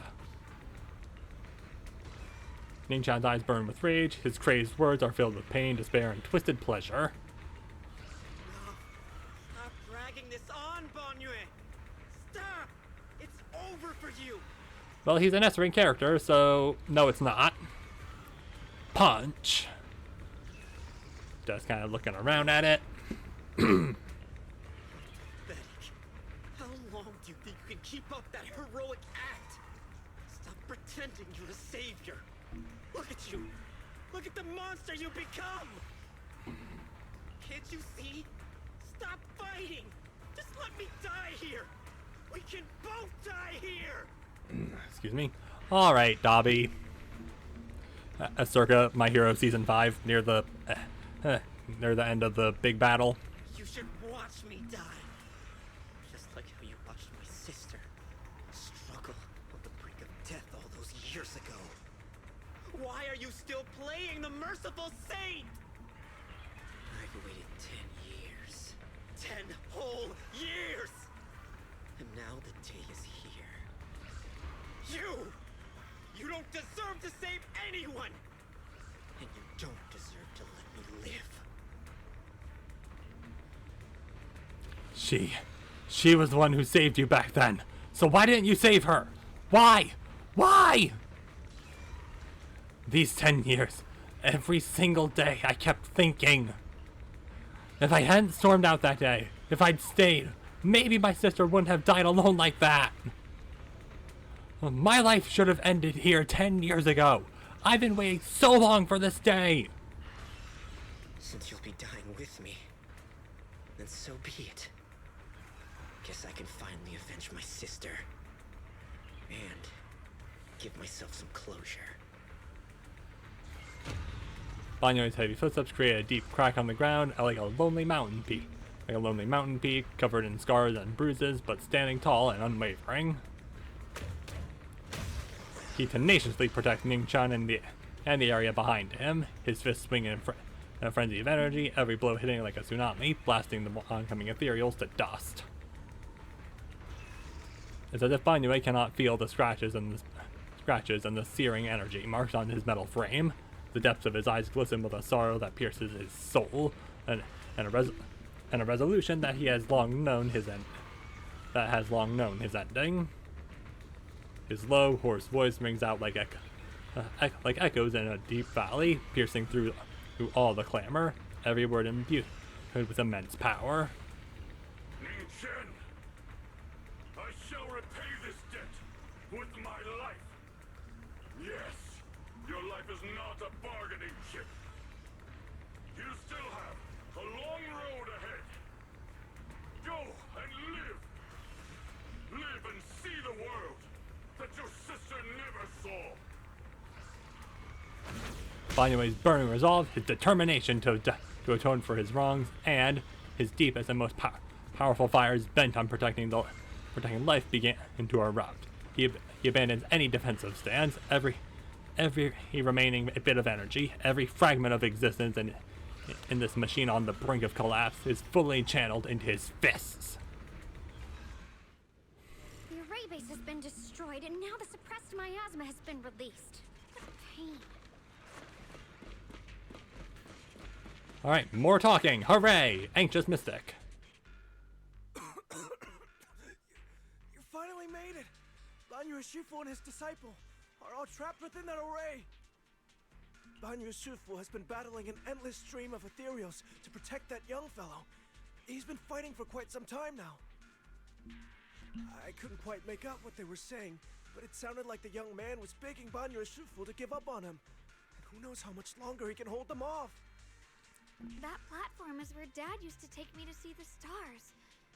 The array has been there all along, so close by. Is there a way to break through or enter the array? The concentration of miasma is too high over there. I can't get any closer. Alright, guess we'll have to figure it out. Fairy, scan and confirm the range of the entire array. Belle, you can try getting closer, but be careful. Fairy and I will think of a way to break it. Alright, big brain time on the other end. Got it. Let's move in that direction. Alright. Alright, fight! Fight! Excuse me. Laser!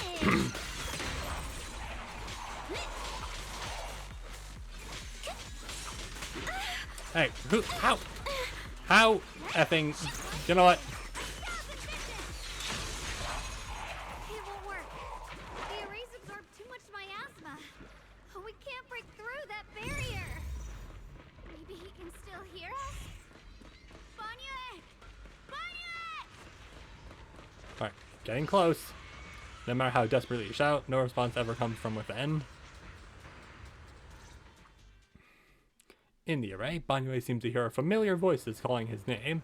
At this point, he's fought to his limit and cannot respond. The faint voices soon grow denser in the depths of consciousness, concealed by the echoes that sting like a silver needle. Surrender, you clumsy hunk of iron. Why endure this endless pain? Meditate. Open your core and embrace this great power. It will grant you rebirth and eternal freedom. Do you hear that? Do you hear the cries of the burden deep within your body? Your bearings are screaming. Your circuits are melting. You have long been covered in cracks on the verge of collapse. Emotion module overload. Forcing deinstallation to clear redundant emotional data. Fuck off, Cold Command. Re-verifying core command. Suppress miasma by any means necessary. Dive in. Sink into eternity. Behold how they long to accept you. Why resist? You are a part of this filth. This shell is broken. My body, like a candle flickering in the wind. Yet even if only a sliver of hope remains, the faintest glimmer of light, this heart must hold it fast and never let it go. As his eye starts doing the white glow with a little wisp. So stubborn. Look at these scars. They're not just marks of battle. They're the price of bearing what should never have been yours to carry. Murderer. He must pay with his life. Curse of disgust. Your existence is a mistake. You should be eradicated. Feeling pain. It's nothing compared to the agony we feel. Descend to hell. Fall with us. Alright, that one feels a little, you know, meh. How long can you hold on? 10 minutes. 1 minute. A second. Is it worth it? For those who hate you, who fear you, for those souls who curse you day and night, for a bunch of rotten worms, a world that only exploits you and fears you, suffering, exhausted. Then why trudge in vain through this hopeless mire? Give up. Give up your meaningless pain. Your very existence is a mistake, and your struggle, an even greater one. Even Even if I fall here, this is the path I have chosen. This is the price I have to pay. This will is like a stone, immovable, unyielding. Even if my body shatters and I perish here, I shall not falter. Let go of your meaningless resistance, of your heavy burdens. Let everything return to nothing, to its original, pristine, blank state. Isn't that a good idea? No more bloodshed, no more disappointment, no endless penance, no duty, no guilt, only eternal release. Several voices intertwine, overlap, and spin like an endless whirlpool of destruction, trying to crush Banyue's residual self-consciousness completely. Belle, Fairy and I have found something. Yay! Master, an abnormally large convergence of miasma has been detected. Warning, vital signs of the survivors in the platform area are extremely weak. Anomaly detected. Multiple energy flow nodes detected. I've marked the coordinates. Alright, let's get to it. The ether flow corresponds with the signature of the array base. Destruction of these nodes would disrupt the formation, destabilizing its structural integrity and potentially disabling the array core. Okay. Array base and array core. Looks like I'll just have to give it a shot. Great. Destroying the array base might not only break the barrier and save people, but it might even delay or even stop the miasma that the Matrix sends to the Creator. It's a race against time. We have to hurry. Yeah. The nodes are scattered all over. Let's split up. Always a good idea. Okay, leave this area to me. Proxy, you cover Xiaoguang. The noise in the array core is getting weaker. Let's go! Sorry, I had to yawn. Anyway, use this integration to destroy the array base. Aha! Why it's over here, I don't know. Oh, hey! Mine now. Okay, I see it.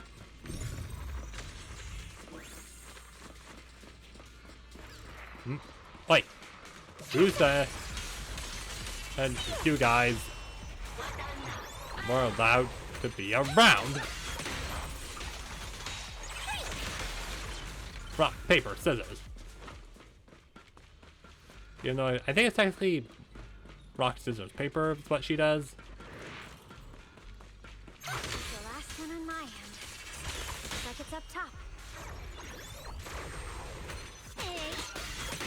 Ha! Wait. Stop that.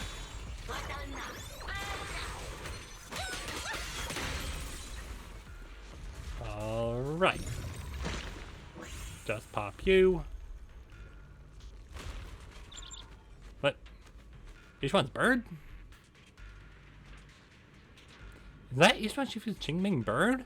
Could it have been trying to send a message? Once we rescue Banyue, we should tell everyone about this.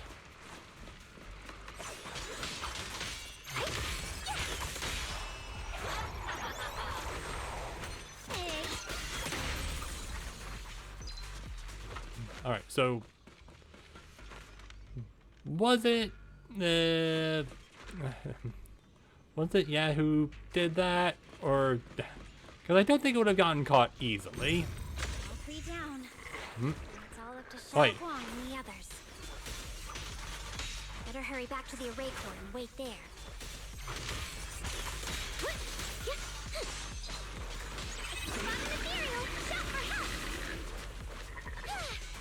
Now, who said you are allowed to be like that?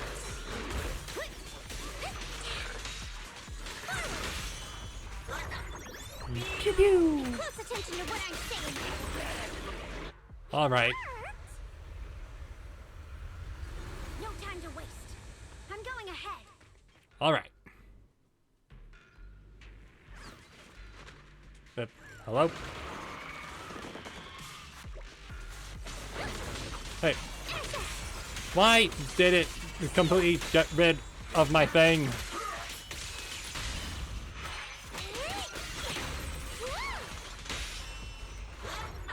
Pew-pew.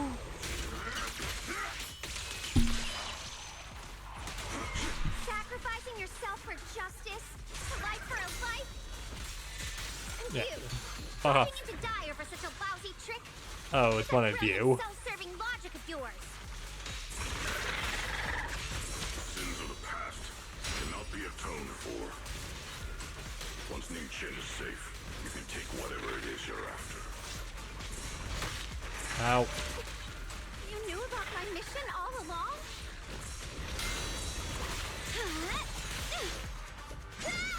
Oh, cutscene.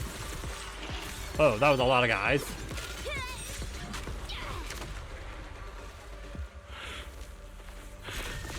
Alright. Yeah. Ooh.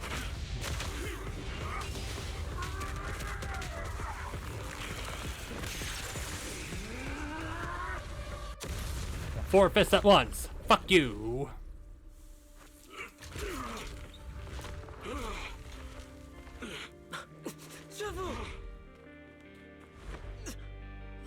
It's not over yet. And you already look this miserable. Let's end it here. Hey, so your mouth does move. My core. Please. Take it. Taking it to report back, that would be nice. But now, I have a new choice. This time, let the words of the dead grant you a truth that allows you to keep on existing. The cries of males in endless pain, resentment, and curses and despair. The sound of accusations fills the air like a tsunami. Why didn't you save me? Why? Someone was waiting for me. Look at what you've done, you heartless monster! Remember our faces. Remember your tainted blood. Does he even have blood? A machine will always be a machine. Never. I will never forgive you. Never! Just as these waves of despair were about to devour everything, Jiaguang and the others return and step onto the platform. The voices suddenly become clear and gentle. Like a beam of light piercing through the dark clouds, it brings relief and warmth, cleansing all the ruckus. Luckily, that rascal got angry and ran off to play. Big guy, can you promise to help me find him? Okay, literal light piercing the clouds. Sis? He's so stubborn. Always getting hung up on the smallest things. I know he'll probably hit a few bumps along the way. But hey, just be patient with him, okay? Help him grow up safe, so he can see the better days I never got to. That's all I ask. The peace we found here made me complacent. I couldn't bring myself to open that thing. Maybe this is the price I pay. What's this? But please, please, our two children are still so young. We shielded them with a technique just before the explosion. The two of them still have a chance to live. Don't let them watch us leave. Don't let them suffer the despair of seeing their loved ones die. Don't let them grow up alone. I'm leaving them to you, Banyue. Get them out of here. Run straight ahead and leave this place. Just make sure Ayuan and Xiaoguang survive. Please. I'm begging you. Thanks, big guy. Really. Thank you. Thank you. Thank you. Now, we can go without regrets. One day, When they return to their former home, remember to tell them we left with smiles on our faces. The words of the deceased fade away, and their final words come to a peaceful finish. Mom, Dad, you'd understand my decision, right? Sis! Sis! Why did you do this? Why? Why? Why couldn't you just let me hate him? Why did all this have to happen? Sis, I miss you. I really miss you. Did you hear it now, Banyue? The voices of both those who died and survived because of you. This is the weight of the truth. Dylan's body sways slightly, and her expression is no longer light and joking. There's a hint of sympathy in her faint smile. Like a light piercing through the haze, it gently spills onto Banyue's gaunt yet upright body. Your logic algorithms determined that there were only a handful with a chance of survival at the time. So you chose the optimal solution and didn't try to save anyone else. But as you stand here today, willing to step in and stop the array, you've proven that you've broken free of the constraints of commands and algorithms, haven't you? Correct. But the past cannot be... Right. The past can't be rewritten. But you're only holding on to the debt of those who were killed. You have forgotten the promise to live that those who passed entrusted to you at the end of their lives. Do you really think that falling here and sacrificing your life to repay your debts is something worth commending? You're just trying to run away. The real way to atone for wrongdoing is to live. Living the way you are now. This human form with emotions, self-awareness, and the ability to feel pain. To face the trials of the past day after day, and to shoulder the never-ending guilt. Live. Live with a clear mind. Face the people you've saved. Be it gratitude, relief, distance, fear, even if you hate him. Go fulfill your promise to the deceased. Keep going. Use every remaining moment to make up for your past until the very end. This is my final verdict as a Krampus judge. Dylan's words finish and begin to sink in. Banyue's body trembles, almost too faintly to notice. In silence, the chains that had bound him for years, forged from the cold algorithms, endless slaughter, self-loathing, and the weight of misunderstanding, had nearly crushed his soul. But in that moment, as he stands tall, and they shatter with a thunderous crash. Shiyuan, Ninja. About what happened all those years ago. You don't need to say anything, right, Shifu? Actually, I already remembered it all.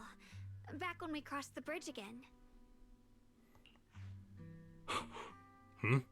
You might think you're a murderer who didn't save people in their moment of need.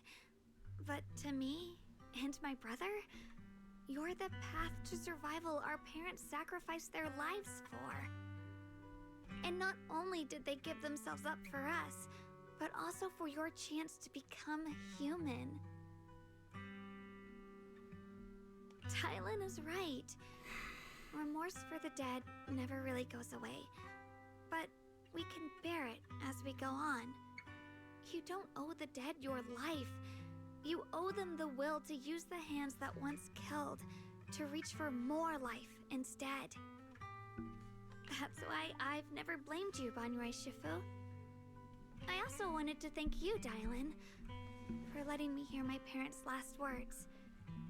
It showed me that I was thinking the same way they were.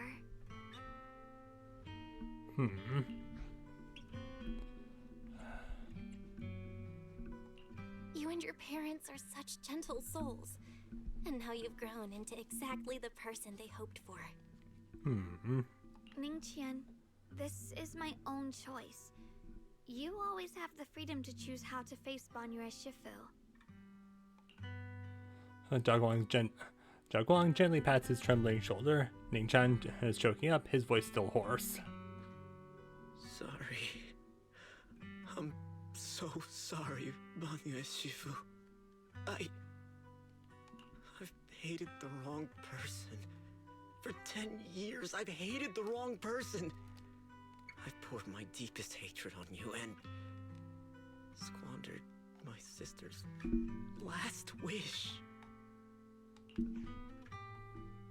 Ningqian, of course I remember your sister. She was the one who found me deep in the hollow and brought me back to life. I still remember her last words vividly. I remember every face of those I could not save. Their faces have never faded. I was never able to find you in Waifei Peninsula after I rescued Xiaoguang and the others. Until years later, when you came to my school, I recognized you the moment you told me your name. By that time, you already looked like your sister all those years ago. You've known all along? And you still took me in as a disciple and taught me everything. It was me. I made a deal with Sarah. I used the ancient tome to lure you into activating the array. I thought I could use the array to absorb the miasma, hoping I could save more people and complete my revenge. Ningqian, I'm afraid you were just another pawn in someone else's game. It is still unknown whether the endless miasma was purified or just transferred to something else in the hollow. I mean, most likely transferred to something else because, again, where else would it go? It's far more complicated than you think. We've all been pulled into a deeper scheme without even realizing it. Okay. Everyone, it may be too late to say this now, but I'm too ashamed to look Jiaguang and Shifu in the eye. But there's something I must tell you. Actually, Shiyuan Shifu left me a message. Senior Ye contacted you? Oh, what did he say? He probably didn't know about my connection with Sarah, which is why he trusted me by mistake. He recognized me as a disciple from Banyue Shifu's martial arts school and asked me to pass on a message to have him look for a black bird inside the hollow. Ah, so it was you. The Qingming bird? Could it be that Shifu left it behind to keep in touch with my brother? Speaking of that, I haven't had the chance to tell you. While I was searching for the array base earlier, I happened to rescue a black bird trapped in the miasma. I'm pretty sure that was the Qingming bird. Once I freed it, it immediately flew off, like it knew exactly where it was going. Judging by Ningqian's account, Shiyuan must have sent some kind of message through it. But since no response came, he must have started to worry that something went wrong in transmission, so he ran to a disciple from Banyue's martial arts school. He decided to entrust a message that way instead. The only one who is capable of trapping the Qingming bird would be the creator. My brother must be all alone out there right now. Ningqian, Xiaoguang, this place is dangerous. You are still unstable. You should leave immediately, return with the others, and wait for Yishuan Shifu's support. Okay. I will only become a burden if I stay. Banyue Shifu. Everyone, please be careful. I'll deliver the news. And if Yishuan Shifu arrives in time, I'll inform her immediately. The Qingming sword is reacting strangely in this area. There must be something I'm destined to face ahead. Ah, good old I can't leave because destiny. Banyue Shifu, I gave my word to Belle before we came. This time, I will not stay behind. I will not watch those dear to me face danger alone again. Yeah. Anyway, Shifu, Xiaoguang has made up her mind. Let's trust in her decision. Yeah, we're also running out of time. Her own brother might be in grave danger and you won't let her go with you? How does that make sense? Yeah, make it make sense. You only have two options. Knock Xiaoguang out and send her back, or grant her wish. Yeah, and do you really want to try knocking her out? Come on. Is the wielder of the Qingming sword supposed to be weak or something? Look at yourself. You look like a mess. Give it a minute and we'll all be counting on Xiaoguang to save us. Fine, but we proceed with caution and must not act rashly. We'll proceed with caution, but we are going to act rashly. Banyue gives in, and Ningchang says goodbye to everyone before returning the way he came. Alright, now that we've set him on the right path again, it's time for us to go to that lousy creator's lair and turn the place upside down. Yes, inversion time. Oh, hey, Sarah.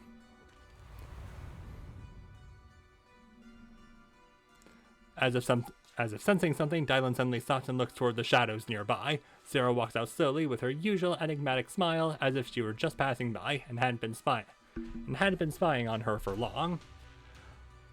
Okay, so we'll come right back to this right after these messages.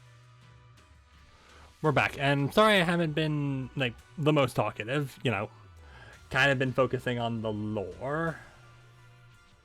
Anyway, hadn't been spying for very long, huh? The Judge of Krampus sure lives up to her name. Your perceptiveness is truly a pain. Heh. Be in pain. Are you done watching, Sarah Florin? Ooh, last name? It's been so long as no match found in the database you picked up the habit of sneaking and hiding like a rat? Rats.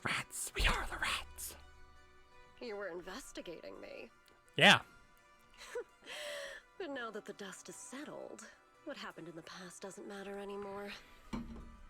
Krampus, Faithin, Ye Xunguang. I was hoping to lend you a hand and dedicate the power of this stone lion to the Creator as a gift.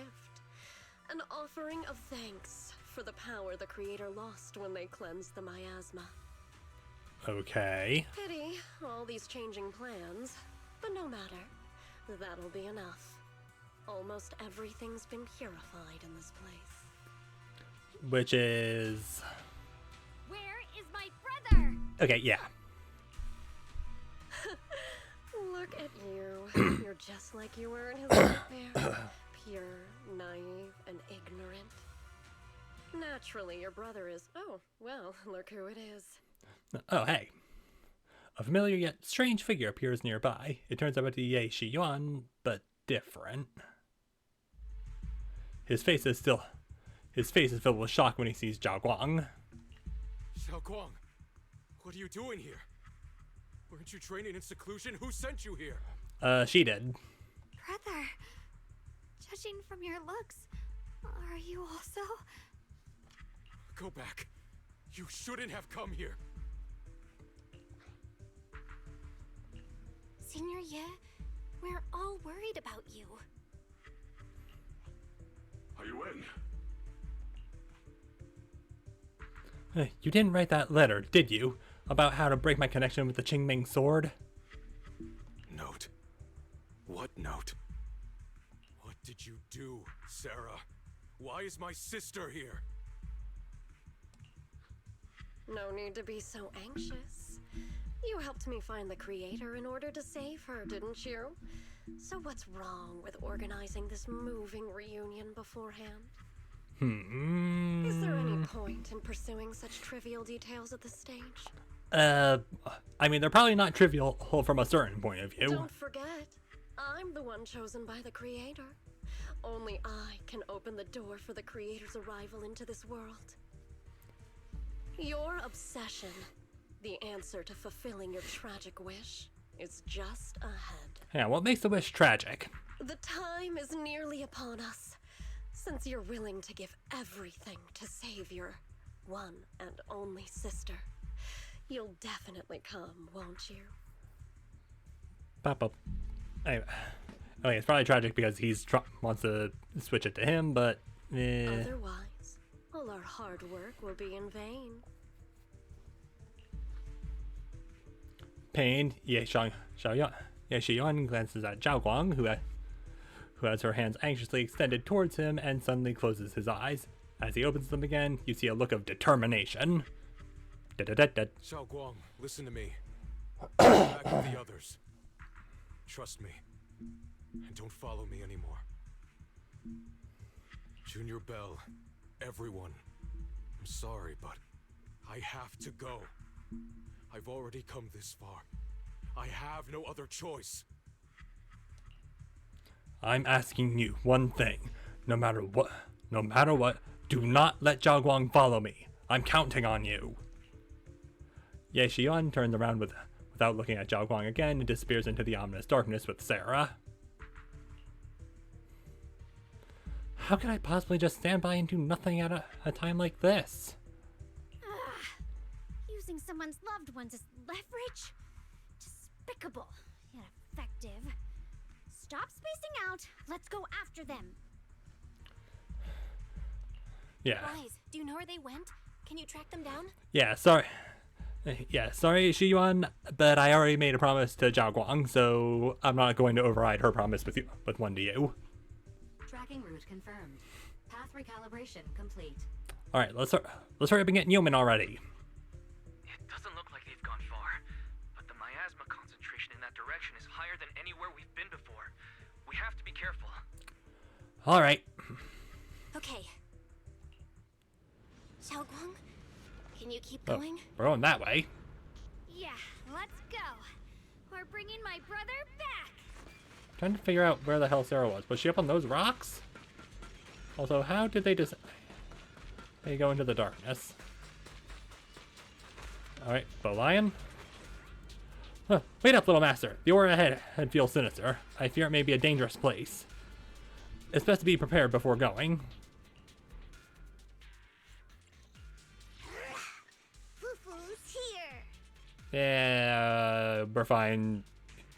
Ishwan can join us later. Continue tracking.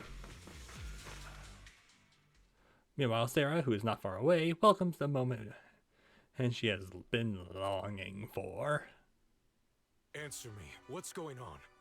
What did you do to Xiao Quan behind my back? Why did you lead her here? We agreed she stays out of this until the Creator descends. You broke your promise! Promise? Faced with the divine edict of the Creator, the promises of mortals are as light as a goose feather. There's no need to get so worked up. Your sister's presence is just a necessary component in the process. You see, you, your sister, and I are all keys that have been gathered here. The grand descent is about to begin. Okay, so it wouldn't have worked unless Zhao Guang was here, was also here. Releasing your sister's shackles and fulfilling your deepest wishes. Those are the only reasons you were willing to abandon your companions and walk with me, right? Sarah, what exactly are you trying to do? I mean, I feel like she's been pretty open about that pretty much this entire time. What am I trying to do? My plans have never wavered since the very beginning. Yeah, even I could figure that out. The time has come. All things shall return to their source.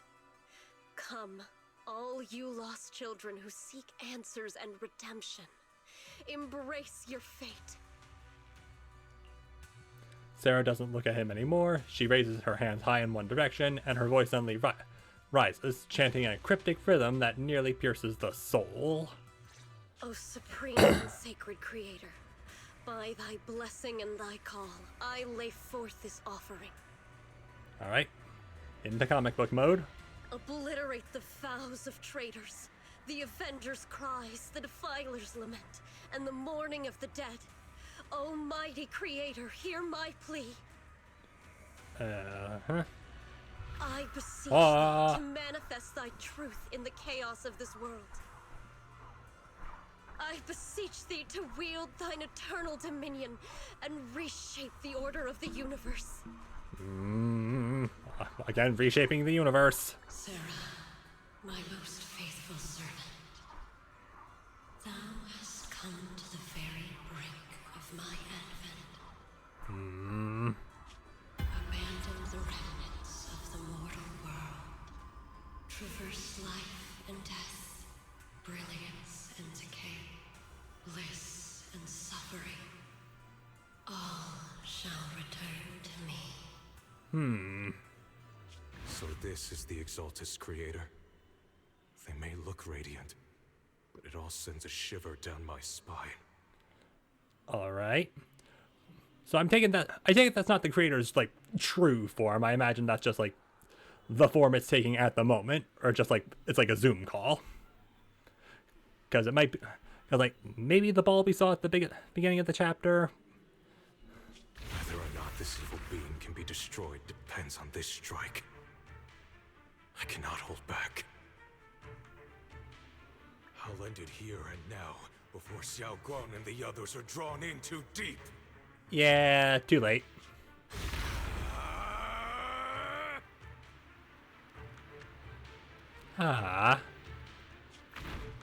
So, after lying away at all this time, you're finally showing your fangs. Foul miasma, be gone! Finally. Abomination! This is the end for you! Dude, I'm pretty sure you just gave them exactly what they wanted.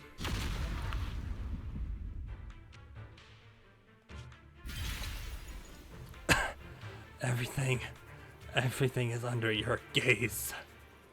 Oh damn, yeah, he actually managed to hit her. It's a tricky one, just as expected. It even tried to reflect my attack. Good thing it's been blasted into ether particles now. That should be the end of it.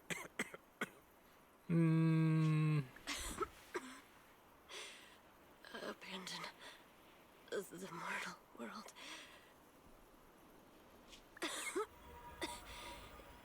Traverse life and death. Shall return.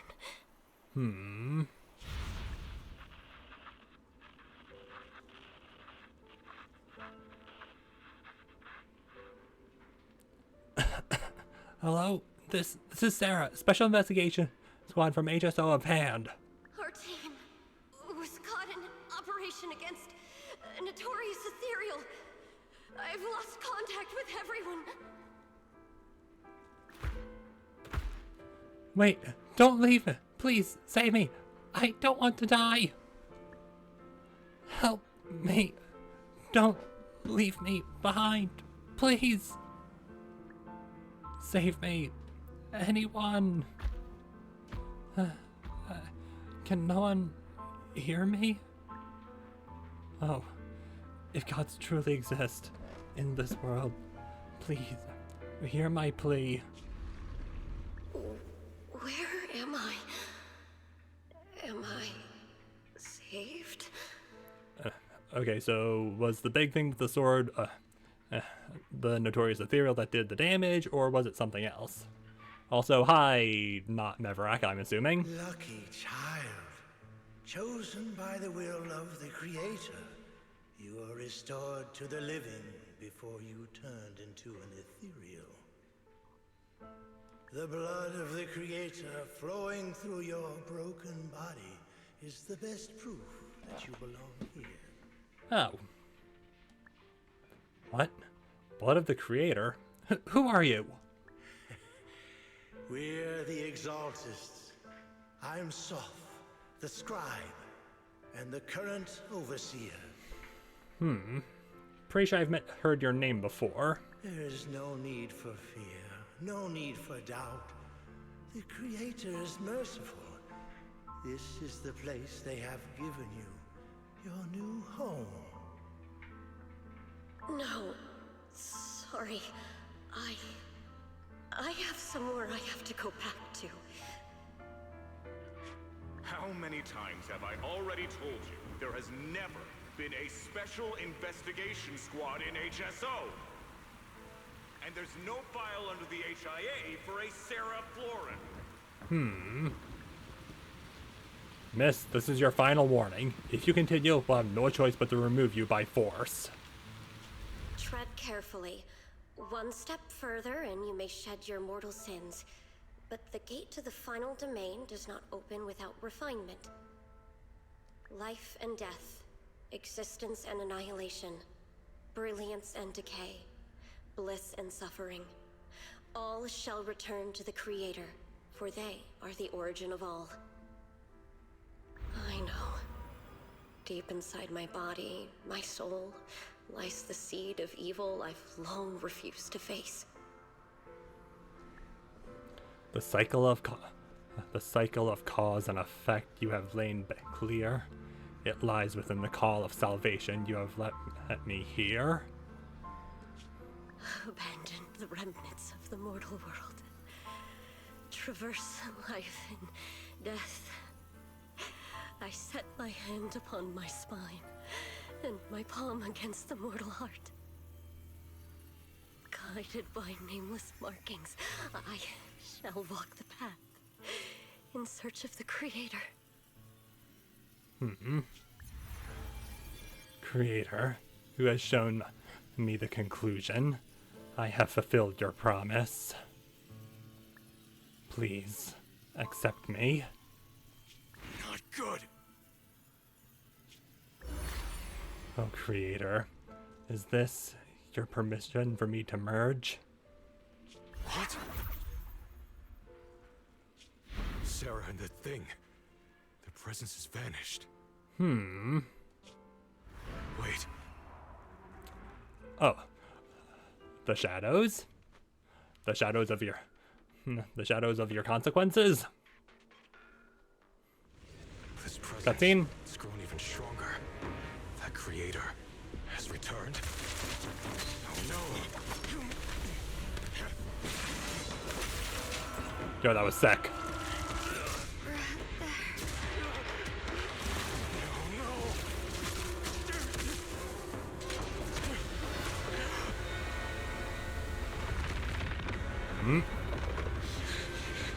Brother, wait for me!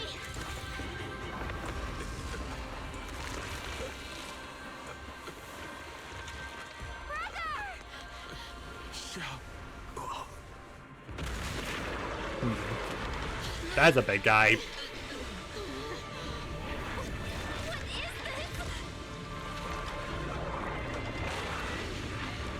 I don't care what you are. Give me back my brother! Yeah. All right. Anyone important to me again? Twisted being. Could it be the Creator Sarah's been searching for? It is all thanks to Shiyuan's foolish act of defiance. All right, so Sarah's voice? I mean, fortunately, my most devoted follower has accomplished what I have foreseen, paving the way for my descent into this world. Okay, yeah, so it is the Creator talking. As for Shiyuan, fret not. I have other plans for him. Enough talk. Enough talk indeed. I don't know what you were saying. I mean, probably shouldn't have done that, but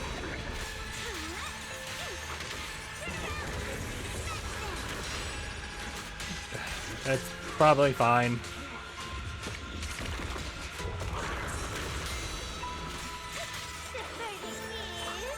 Also, music's kind of going insane right now.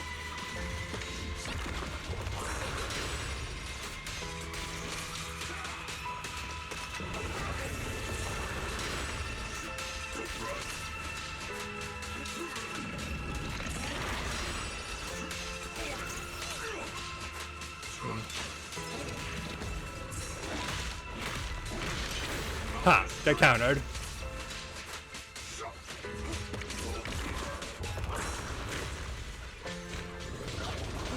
And get punched.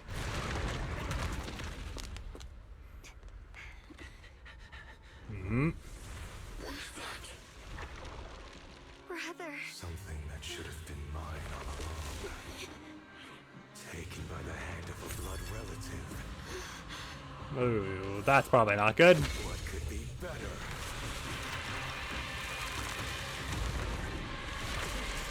Oh, and it has a tail now.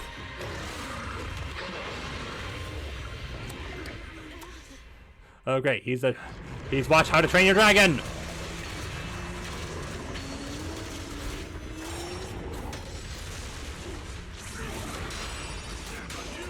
As soon as I get parried by an agent, the something, I don't know. Sobek cannot be stunned or affected by attribute anomaly status parry.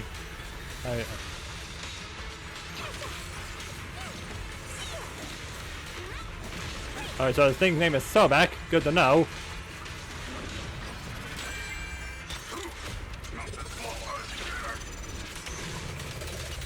Yeah, none of that. In fact, again.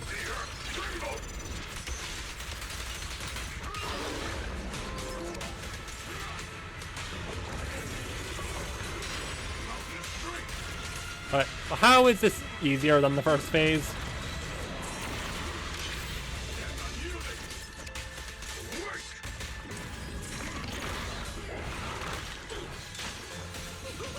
And just start punching again. Off of my asthma croc.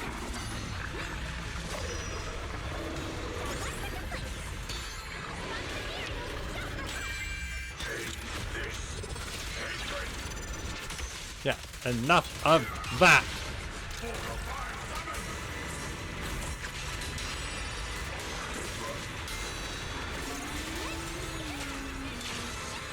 Hey, stop hiding in those shadows, you bitch. Alright, now it's starting to get a little chaotic. I approve.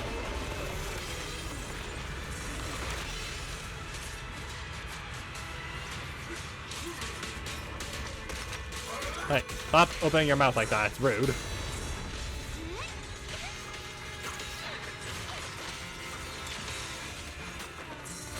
Ow. Stop it. And got lasered. Yeah. Yeah, you absolutely can be stunned.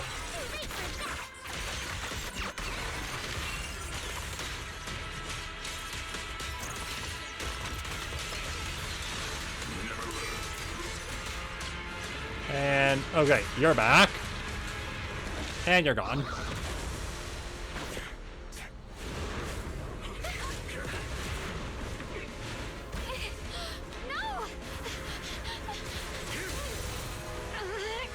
Still afraid to draw the sword.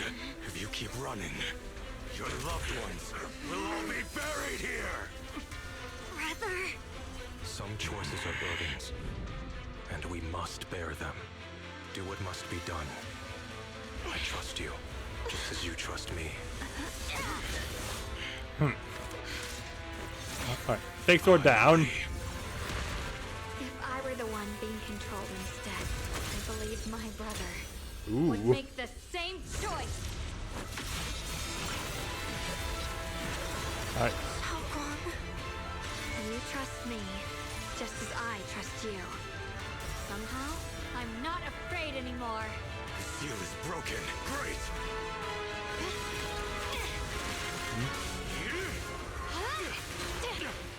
Alright.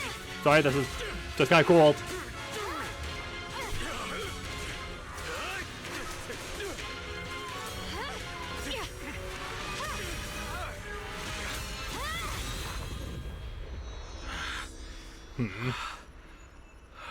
Brother. Such a splendid power. I'll happily accept it. Yeah, no. How could that be? A mere evil spirit, and you dare speak so arrogantly. I am Ye Guang, wielder of the Qingming sword of Yunhui Summit. This sword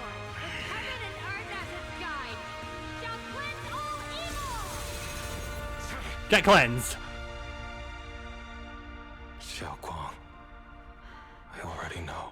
This voice. Did I really bring my brother back? Please forgive me for leaving again. You must wait for me. Trust me. I will save you. I swear I will. Brother.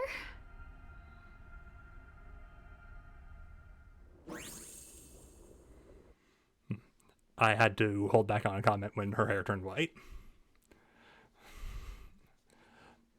But anyway, a few days later, after the long silence finally breaks, Xiaoguang finally wakes up. Okay, so guess that was the first time actually undoing the seal, unleashing the full power. Got it.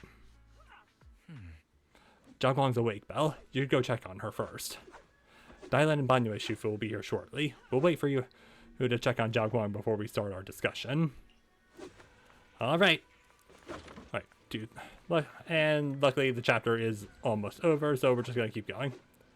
Chonky Orange Tabby's bed. Oh, that's where Chonky Orange Tabby sleeps. Anyway, Xiaoguang, how are you holding up?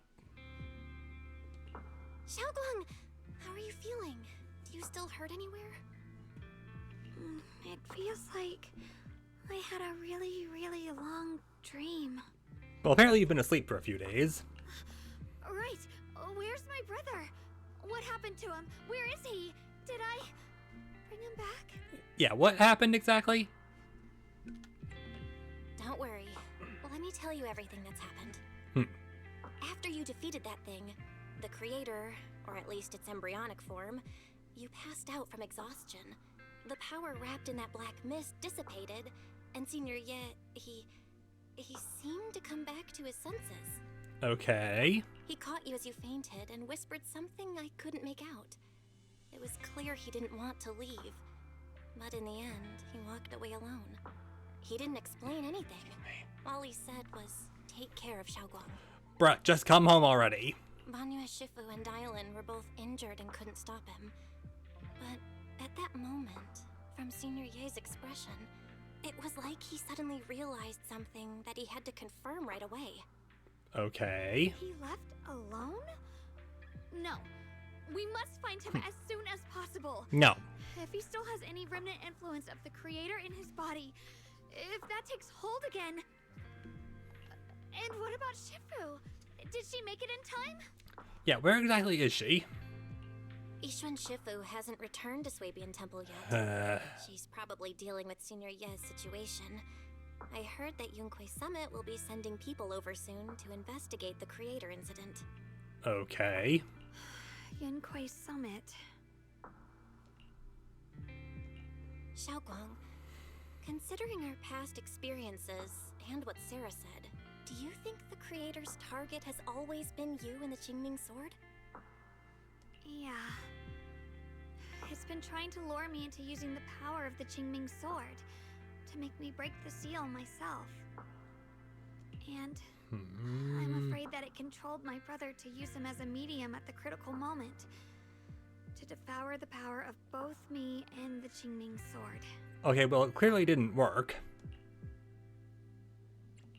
So, do you still remember how you defeated the creator? The situation was dire. When I finally released the Qingming Sword, I seemed to have a strange resonance with it. Ooh, resonance? I understood that the sword contains a power that can suppress the creator, or even annihilate it. That's why I believed that the last strike would bring my brother back. Okay. And besides that, did you feel anything else? Yeah, like, are you still all there? What do you mean? Oh, right, the whole hair turning white thing. Like, any changes with your body, or in your appearance? Your hair kinda turned white when you drew the sword. Are you worried about repercussions from using the sword? A little bit. Don't worry. That look was just the influence of the Qingming Sword. You see, I remember everything very clearly. I remember how that monster was torn apart by my blade, and what my brother asked me to do. Mm-hmm. What's wrong? Still worried? Then how about a little test? Want me to recite any technique spells? Or any Yunquei Summit rules? Or maybe everything we did together after we met? Sure. Okay. Oh, thank goodness. Looks like you're really okay. I'm glad. Yay. Yeah, I've never been very lucky, but maybe it's about time things went my way, right? It's just... I finally found my brother, and the next thing I knew, he was gone again. At least now we can be absolutely certain that from the start, Senior Ye was never swayed by Sarah and the Creator.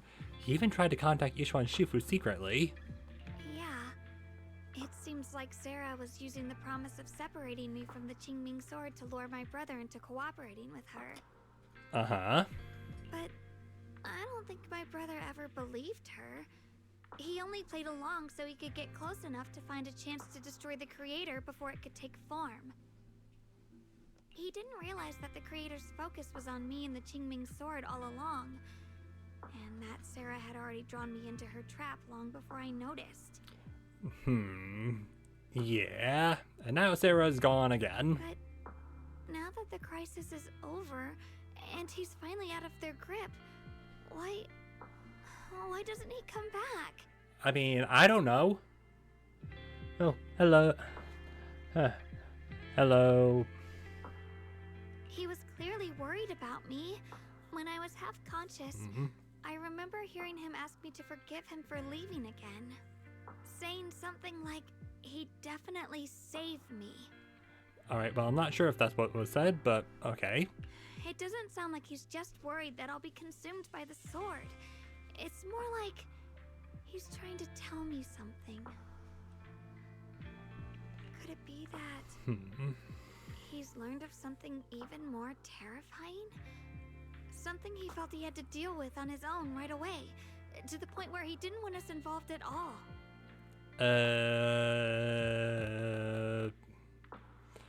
I mean, given what happened, that's probably not unlikely. Yeah, we'll do the big think later. Since Senior Ye asked you to trust him, then let's do just that. What's most important now is for you to rest up and get better quickly. Yeah. Once you're fully recovered, we'll work together to find him. And this time, we'll make sure he doesn't disappear on us again. Yeah, we will drag him kicking and screaming back home. The concern in Zhao Guang's eyes softens, replaced by a quiet determination. She nods firmly, pushing down her unease, and in her gaze, hope flickers to life once more. Yay! We love when things are hope-cored. What? Anyway, ask Zhao Guang, talk to Dylan. Oh boy, more talking. Please just hurry up and wrap up the chapter because it's 2:30. I would like to take a shower. Dylan. How's Zhao Guang doing? She just woke up, so instead of bugging her with questions, we figured we'd give her some peace. She's still concerned about Senior Ye, but after her hearing that the creature was repelled and that her brother made it out safely, she's calmed down for now and is resting. I'm afraid I'll have to trouble you to keep a closer eye on Zhao Guang's state of mind these next few days. Okay. Yeah, don't worry, Banyue. Please don't worry, Banyue Shifu. Zhao Guang only drew her sword for Senior Ye and all of us. I'll make sure to keep an eye on her condition. She's always been tougher than we think, but that's also exactly why it's so hard not to worry about her. Back to business. What's this resonance signal you two mentioned earlier? Right. There was so much happening so quickly that we didn't have time to investigate further, which is why we couldn't tell you right away. Okay. When the creator, or rather that power Zhao Guang fought off, was first awakened, 4 areas in Lemnian Hollow simultaneously emitted extremely brief but highly similar energy resonance signals. Okay, that sounds not great. Which 4 areas? But would it be 4 areas that we happen to have been to already? We can only locate 3 general areas at the moment. One was right where the creator appeared at the old mining site. Another was the area where we confronted the Exaltist Overseer, Mevarok. Uh-huh. And the third one was the town. Okay. Bringing back all the big areas. Yeah. Coincidentally, these are all places Wise and I have been before. Yeah. You've been to all 3 places? We've been very busy. And we have also done some other stuff involving the not Scooby-Doo gang and taking down one of the higher-ups of Porta Lumex, but that's beside the point. Oh, don't tell me these are all popular attractions. Only popular if you're playing a video game. That's not the strangest part. What's really worth noting is the 4th signal. Fairy? Ooh. Do tell. The spatial coordinates of the 4th resonant signal are severely blurred. Existence confirmed, but precise location cannot be confirmed due to high-level energy interference. Well, do we know where the interference is? Warning. Though brief, the peak value of the signal's miasma energy exceeded all known records within Lemnian Hollow. Oh, fun. It was like some kind of distant, indistinct response. Then it quickly went silent again, as if hiding from something. Yeah, just, hey, what's up? 3 of the signals came from areas we've been to recently. Uh-huh. No way that was a coincidence. But that last one, it's hidden so deep that even Fairy couldn't pinpoint it. Where could it be? 4 resonating signals. There must be some underlying connection we haven't uncovered yet. Or maybe we have uncovered it, but we just don't know how to consistently do it. That disgusting miasma creature we fought, and the Shiyuan controlled by the Creator, might have just been the opening move. The Creator testing the waters. Alright, makes sense. Kind of dipping your toe back into reality. Whatever it is, it's still out there, lurking, scheming something. I'll report this to Krampus and closely monitor any changes inside the hollow. Alright. I will also investigate further. With Krampus and Shifu helping out, things will definitely go more smoothly from here. Wise and I will keep an eye on the situation too, while we keep Xiaoguang company. Alright. Let's all stay sharp, everyone. This calm might just be the eye of the storm. Brief moment of respite before everything gets thrown into chaos again. Yeah, well, the chaos is at least, content. And with that, nope, have to talk to Wise first, gotta do the final debrief with the sibling. Well, that wraps things up for now. Though I have a feeling there's still more trouble ahead. There's still much about the Creator and other secrets of the Halls we don't have any leads on yet. But at least this time, and all those times before, we pulled through, didn't we? No matter what lies ahead, at least we got reliable companions by our side. Yeah! Yeah, at least we'll never have to fight alone. Well, anything else can wait until sunrise. Right now, all I want is a nice hot shower and sleep.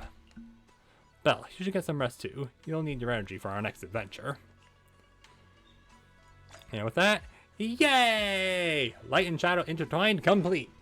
And with that, alright, I have to go to bed. And when I go to bed,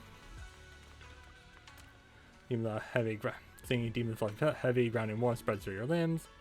Those heart-pounding battles and unsolved mysteries gradually fade into distant, blurry memories. I mean, hopefully not too blurry. Excuse me. Oh boy. Meanwhile, as Island compiles her mission report, she's greeted by a familiar guest. Zhao? Oh, are you here to criticize me, Senior Zhao? I thought they'd send the cold, heartless executioner. Never been able to get along with her. Oh, implying a potential future agent? The boss hasn't issued any new orders yet. Naturally, she won't do anything.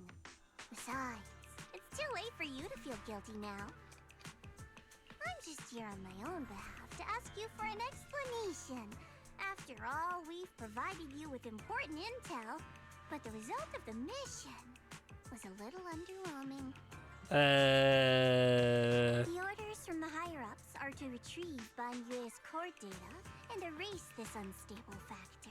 Yeah, well, mission changed. Fuck them. But as for you, not only did you not get the core, but you also seem to have made him more complete and dangerous? Is this negligence of duty or self-inflicted downfall? Huh? Who said I didn't finish the mission? I have exercised the ultimate authority granted to me by Krampus as the judge. The verdict is as follows. Banyue's core consciousness has tentatively proven that it is controllable and of great value. Hence, I deemed there was no need to erase it. Aha! As for retrieving said core, don't worry, I will introduce Banyue to Krampus. Wouldn't you call that a different kind of recovery, in a sense? Okay, that does technically make sense, and I'm pretty sure his alignment is Krampus Compliance Authority. You want to let him join Krampus? Oh, what? Yeah, wouldn't that be more interesting? If he joined, then his power, along with all of the information he has, would be of service to Krampus. Okay. In the long run, that's way more valuable than a one-time core data extraction, don't you think?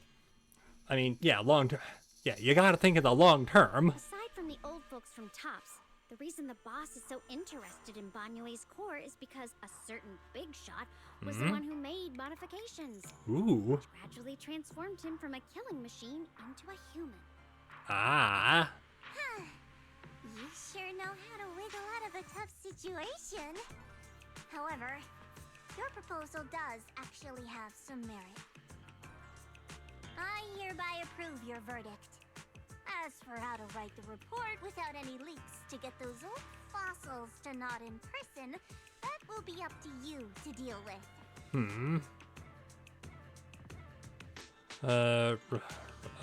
Okay. So I got a little bit distracted by number.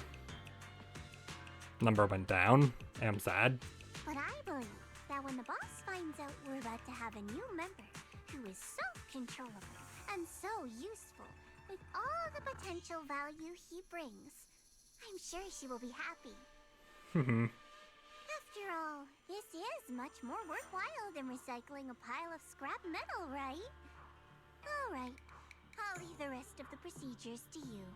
I look forward to hearing good news about our new member. Yay! Also, maybe if he is your new member, maybe also get him some replacement parts if he needs them. I'll still be relying on you to help me persuade the others. Conversation comes to an end with sweet but cold farewells. Dylan remains where she's standing and exhales softly. Banyue, your path to redemption begins with Krampus. And it will be a long road. Don't let me down. The skies over Wi-Fi Peninsula remain heavy and gray, but for Banyue, the path toward a new life now lies open, and one less shadow stands in his way. Oh boy, more talking. Also, I'm just gonna do something real quick. Yeah, hi, can I just... let's see. I would like to take all of this, please. Alright. Got that sorted out. Why did follower count go from 27 to 26?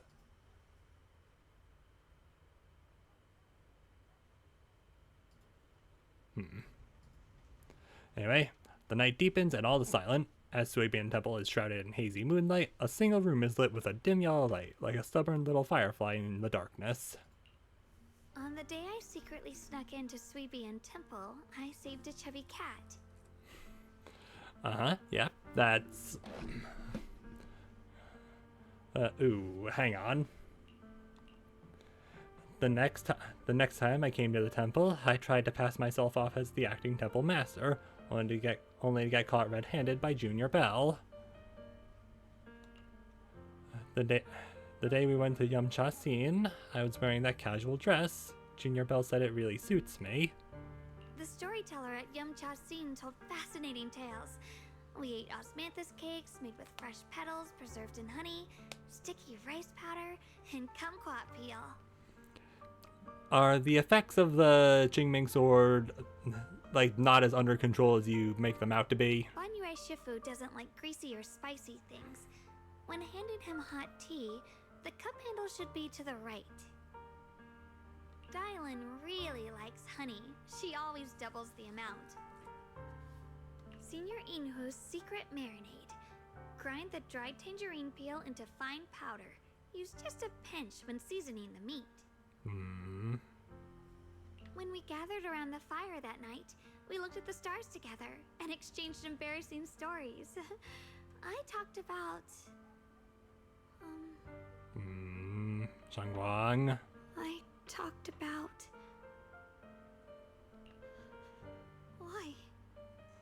Why can't I remember? I knew it just a second ago. I wrote it all down right here. The words on the page are blurry, twisted, and morphed, as if they are about to break free from the shackles of the pages and disappear completely. A tear falls from her eye, hitting the diary with a sharp pat. After a few seconds, she wipes the damp marks from her face with the back of her hand, and her eyes become resolute again. She stares at the handwriting, soaked in tears, as if trying to use her gaze to burn the words back into her heart. I talked about how I didn't bring enough money when I left Junkoi Summit. I almost ended up going to that pawn shop in town. I remembered thinking to myself, besides the Qingming sword, I have nothing of value that's worth holding on to. I must never forget these memories. Never. Shifu, my brother, Belle, Wise, and everyone else. I must remember all the beautiful moments we shared together. I have to remember. In the light, her lips move persistently, yet in vain, over and over again, repeating the fragments of fleeting memories that he's desperate to hold on to. Her fingers begin to turn white and tremble, held slightly as she grips the diary tightly. It's as if she's engaging in a desperate struggle against an invisible foe known as the Forgotten. Only the still damp tear stains on the paper silently tell the story of a young girl who, in the darkest of nights, used all her strength to pretend the world is still as it always was. To pretend she's still the same Ye Shangguang, whole, unscarred, unaffected by the Qingming sword.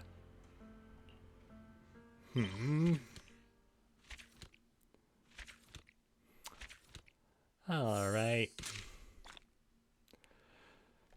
So, chapter 5, or no, that was chapter 5, chapter 6. Something tells me that's gonna be us trying to figure out, well, one, how to bring Senior Ye back, but also trying to figure out, maybe how to not make the Qingming sword so, incredibly dangerous. I mean, we were able to do the same thing with Talus. I mean, technically Miyabi did that on her own, but still, we can still help. I'm sorry, what's Ultimate Predator? I don't want that title. Anyway, yoink you. Thank you. Go to you. Mine. Only one level up, but that's what it is. One last look here. Oh, we have 10. We have 10. If I really wanted to, I could try and pull for Dylan's engine, but no. We must wait. The signal shop. Oh, 49, so close. Whatever. I have an idea on how I can get some more polychrome, but that's going to be an off-stream thing for me. Anyway.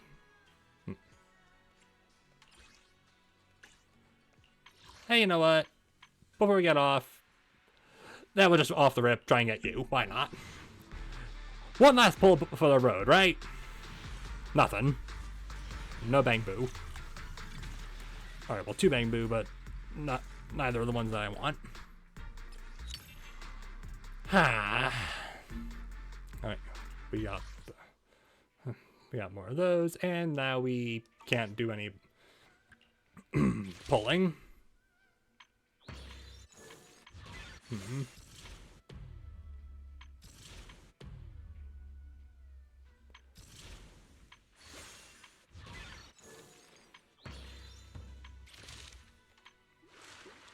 Ah. And